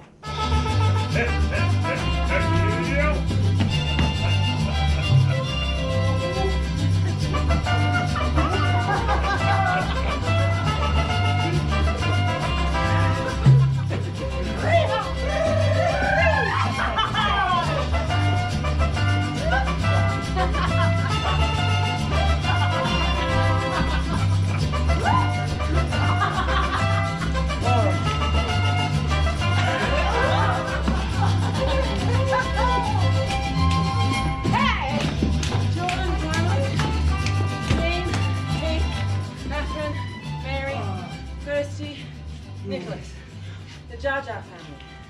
Antoine, Adeeb, Anthony, Cassady, Nidal, Gerard, Anna, Josephine. Isabel.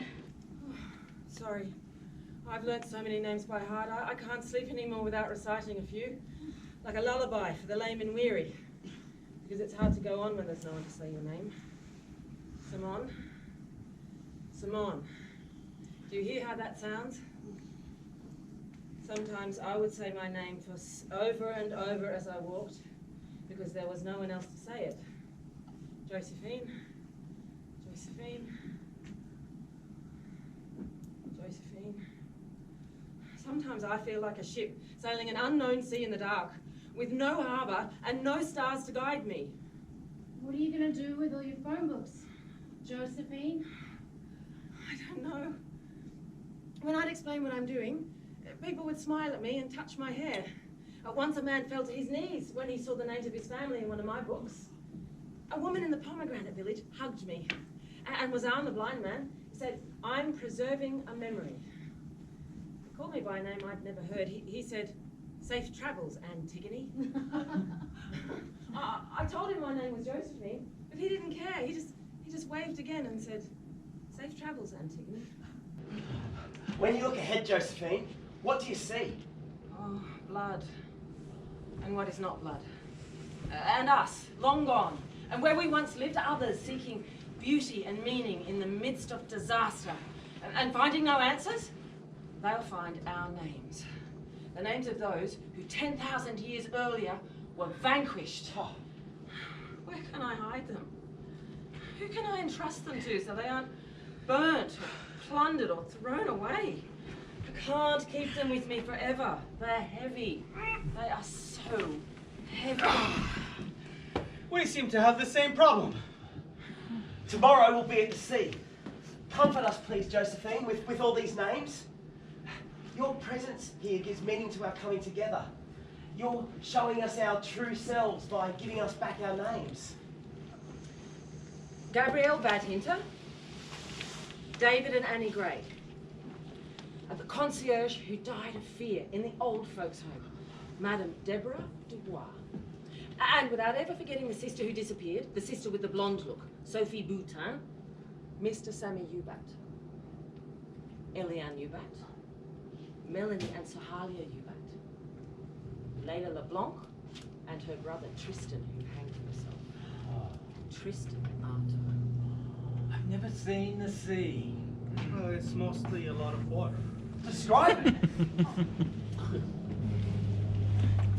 Noise. Constant blue movement. Constant coming and going of winds and birds. And huge, enormously huge expanse of every shade of blue possible. Go on, tell us more. A guy makes love with a girl whose name doesn't really remember, but it wasn't Josephine. But neither of them cared about their names. They make love at the precise moment of that guy's father is dying. The guy ejaculates, the phone ringing, ring, hello, come, your father's dead. So I hang up. But how can you hang up when the world is caving in? With your father dead, what did you do? I went to see the judge. We have our story. A man seeks a place to bury his father's body. And through that story, we'll each tell our own stories. We'll tell our stories by reenacting all the things we've said and done. We'll go to the village squares and tell our stories. All we need now is to find an ending. We'll find an ending when we find a place to bury the father. Hey, look, the fog is lifting. Look! The sea.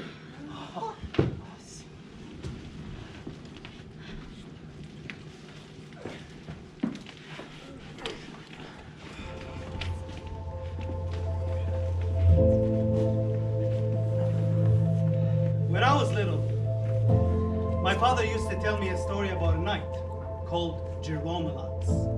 At night, after savagely battling his enemies, he would lay himself to the sea. Every morning, the waves will bring him back to shore, bring him back to life. One day, Jeromelats knew that the sea will keep him in her embrace, and that will be the day he will accept death. I know that my father isn't a knight. He's just a dead corpse rotting before our eyes. But that doesn't matter. I'm gonna wash his body. I'm gonna wash his clothes. And we'll offer him to the waves. We're not gonna bury him in the earth. We gotta deliver him to the sea. We'll help you. Excellent. Let's set up the scene. For this scene, I want us to feel that Wilfrid is bearing his soul, and we're going to convey that through an image that will very likely go down in the history of cinema. We are going to undress the father. Yeah. We will witness the moment that Wilfrid, who has finally reached the resting place for his father, actually begins to wash his father's body. It's a gripping moment if ever there was one. All right, camera. Yeah. Down, father, down. I want you to get a wide shot of the waves crashing about wildly in the distance as though the father's soul was rebelling at having to capitulate. You got it? Got it. Got it. Good. And I'd like to shoot it all in a soft diaphanous light. Can you make the light diaphanous? Yes, diaphanous. All right. Diaphanous. We are creating a kind of veil of modesty here in front of the father so that he can get undressed and now take his clothes and wash them in the sea. Places everyone. Oh, you. Wilfrid. Yeah. While this is going on, as the scene starts, slowly you begin to undress your father. Place one hand on the shoulder, lift your chin slightly up, looking at the sea, and place your other hand on your forehead in a tragic pose. All right, let's roll up, everybody. Time is money. Slate it, please. Rolling. Sound rolling. Camera rolling. Undressing the father, take one. Tensing up in 3, 2, action, Wilfrid. You're undressing your father. Start undressing your father. And it's as if you are revealing the hidden side of the moon. You are entering virgin territory. There's this cosmic landscape before you. And as you witness this vision, you cannot help but think that this flab, this flesh that's cold and darkened by decay is the body of your father. You're gasping for breath. Your heart is pounding. You almost pass out because this flab, this pound of flesh once gave you life. Wilfrid, it takes every ounce of your will to not break down. Wilfrid, are you all right? Just take these clothes and go wash them.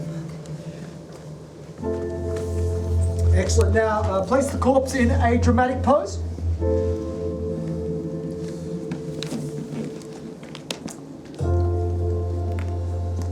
Wilfrid, now more than ever, you are the man facing death, and you decide to look it square in the face all alone. You all go for a swim. Just bring me some water so I can wash him. I'll bring you some. Right, standing by, let's prep for the departure scene. Would you go too? But I'm filming. Do you mind turning off your camera for a while? But what are you talking about? This is a key moment. You are all alone and you're washing your father's body. This is a gripping moment if ever there was one. I would like to be gripped all alone, if that's okay with you. I've got it. I know what I'll do.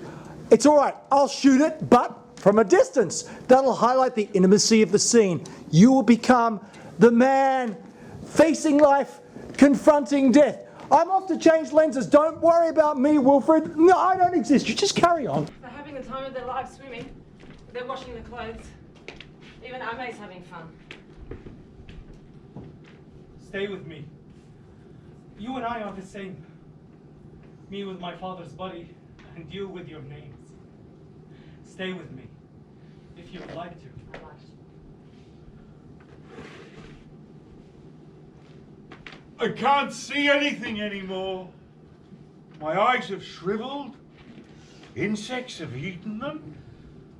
I'm worried, facing this huge expanse that stretches out and disappears way out there. I'm worried.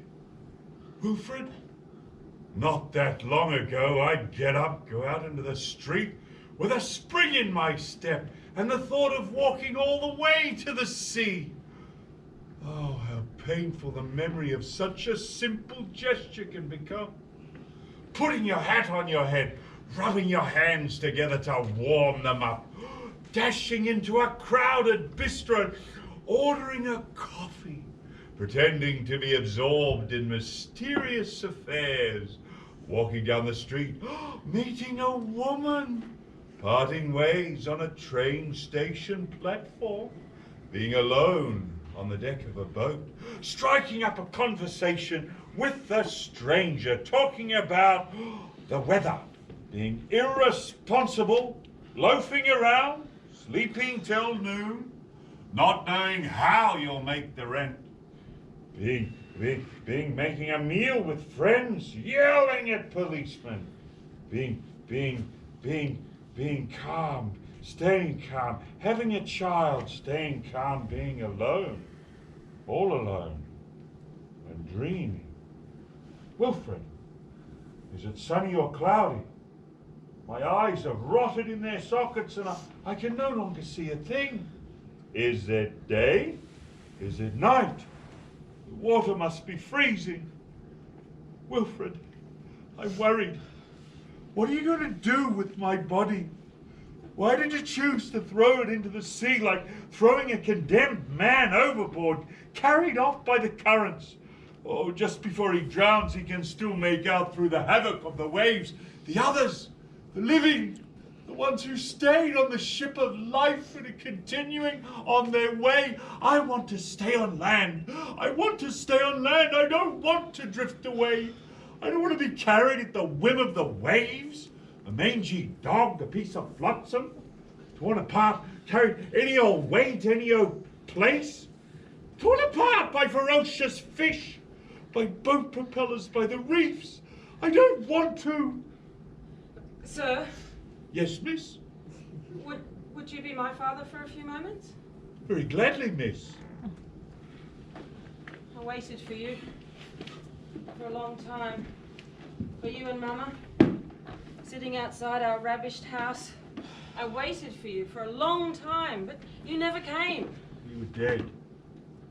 Our shattered bodies against the wall. The neighbours told me. Everything burned. Everything. There was nothing left except the phone book you were sitting on. Oh, your mother wept to see you so alone. She said she would have liked you to die with us. No matter how much I told her that the dead can't shed tears, it didn't stop her. In the phone book I looked for your name. When I saw it on the white page with our telephone number, I understood you were both dead. I kept the phone book. It was all I had left of you. And what now, Josephine? I don't know. Do you know?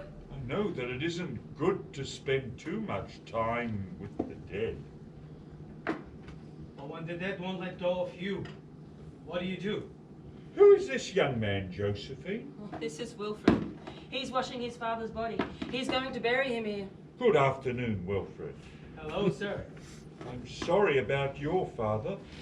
Thank you for kindly allowing me to become her father for a few moments. Oh, no, sir. I thank you. Don't mention it, miss. I hope I was a good father to you. Wilfrid, what will you do after? There is no after, Josephine. You don't want to stay with us? What for? I have nothing in common with you. The two of us are the same. You just said so. What difference does that one make? I'm only a character who lives in a dream world. But recently, a tragic accident had thrown me here into reality. But I'm a character drowning in reality too, Wilfrid. Kiss me, you character sculpted by life. Kiss me. Not here. Yeah, the others are far away. You can hear them laughing. You can hear them shouting. They've discovered the sea. They've discovered the crashing waves and the sky merging with the horizon. They're far away. Kiss me, Wilfrid. Not in front of him. In front of him. In front of him. Give me a sign of life and kiss me. You're here washing your father's body. You've been steeped in the smells and secretions of death for so long. Turn away from death. Kiss me. Kiss me.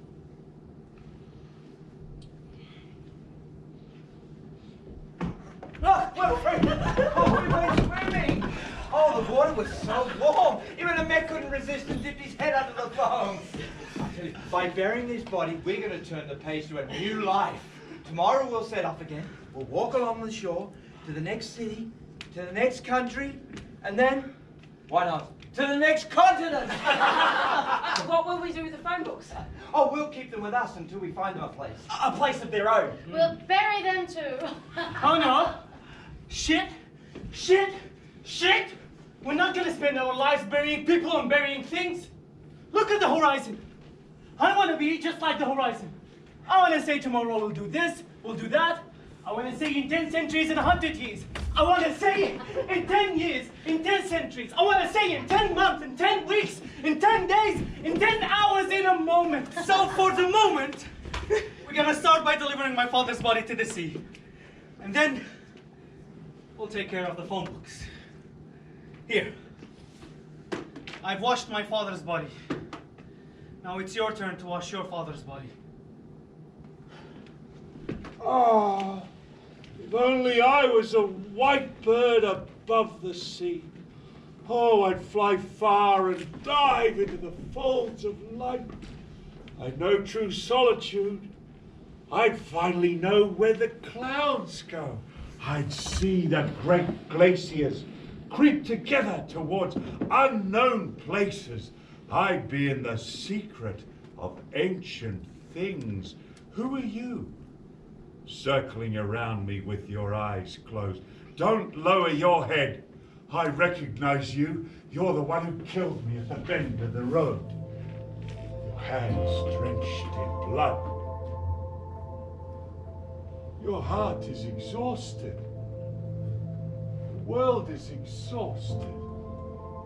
The man, break free from your bonds. Open your eyes. Because I'm telling you, like a wild dog, death bites, tears strips of our bodies.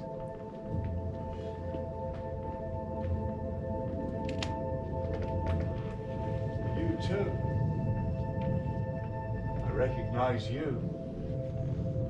You're the wide-eyed child.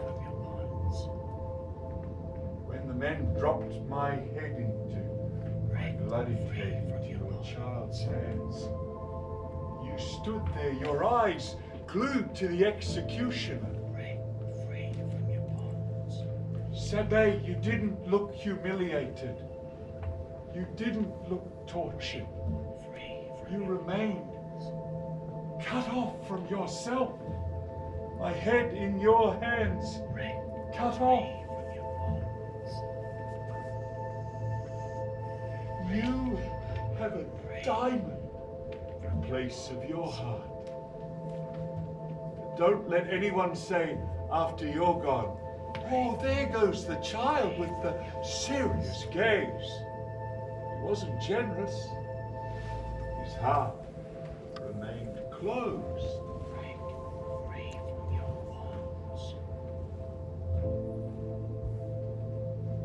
It's your turn to approach. You who I long ago abandoned. You who can say with the others, I can't speak your words because I never had a father. Maxie, come here, human child. Oh, I kiss my laughing child and hug him tightly.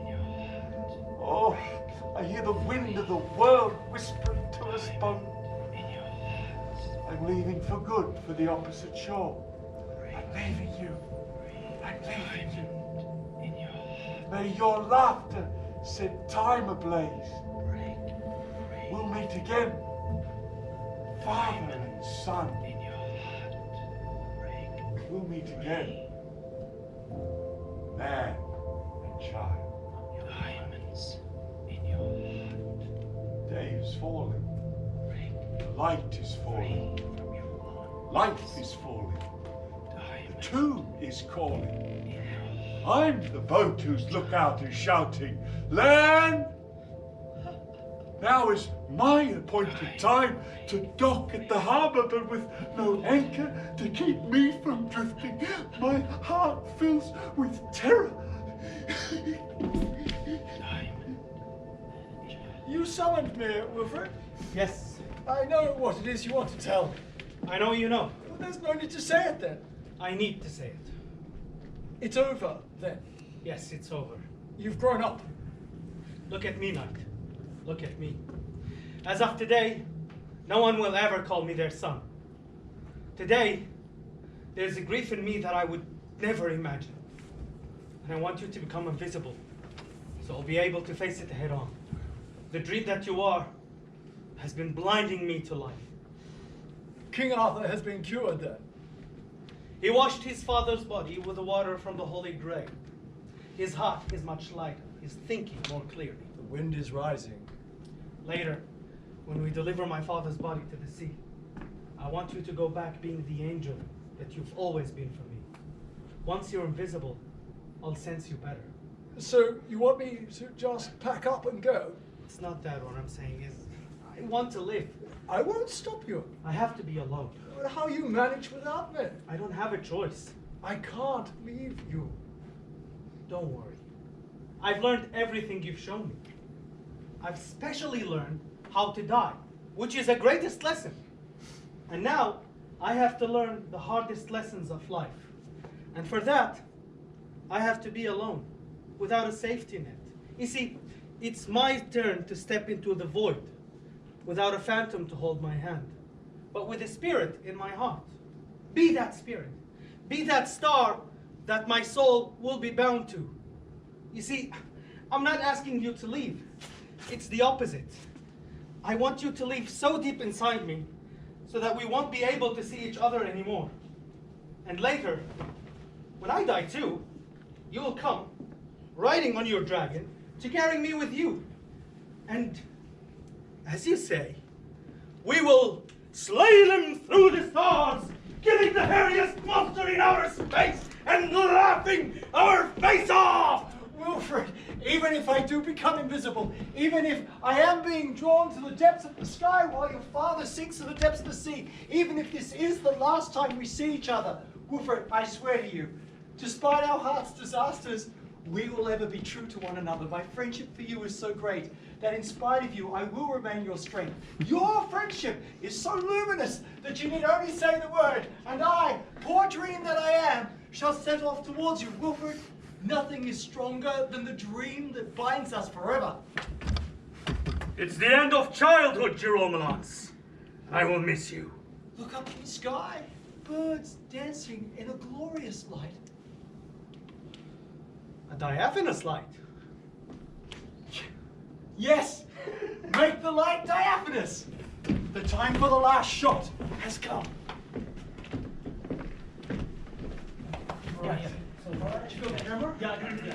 Oh, you ready? We got light, we got sound? Yep. All right. Continuity. Final scene. All right. Yeah. I don't want to drift away. My body torn apart by the waves. Wilfrid, don't throw me away far from everything. Don't abandon me to the current. Don't throw me into the sea without an anchor.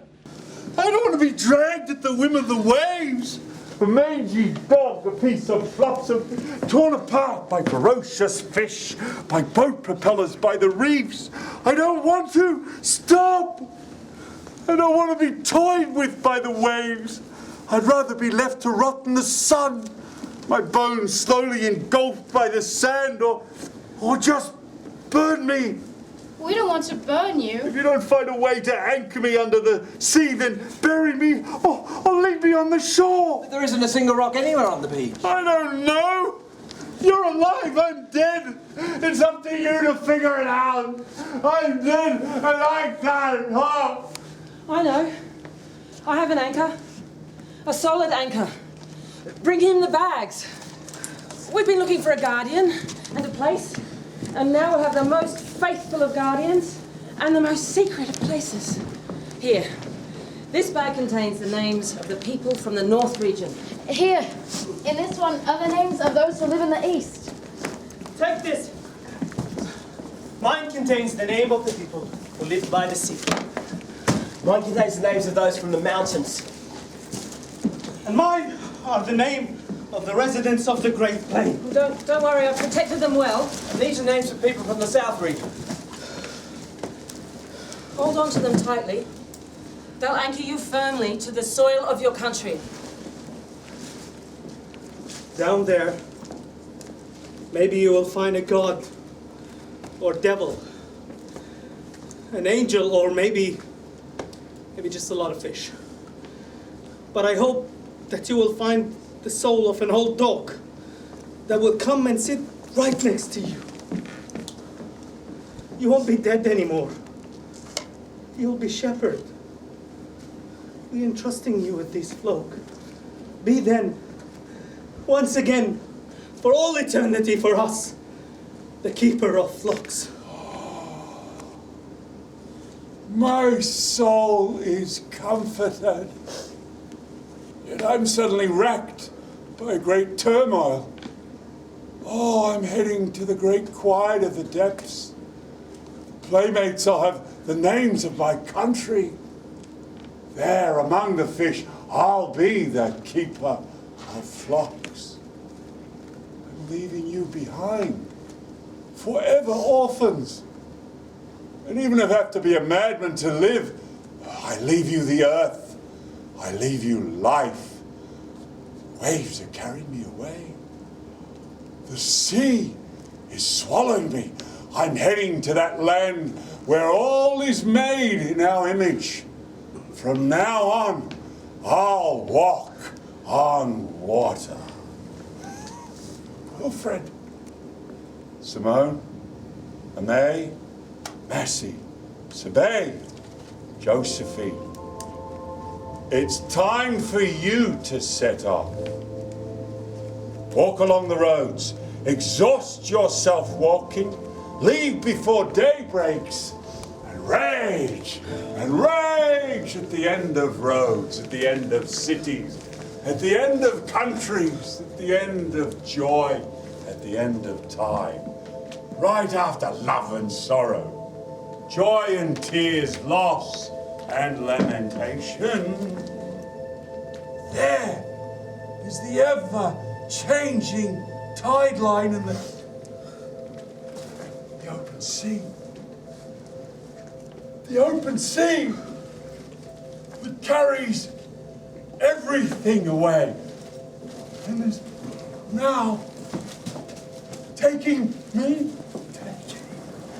taking me, taking me.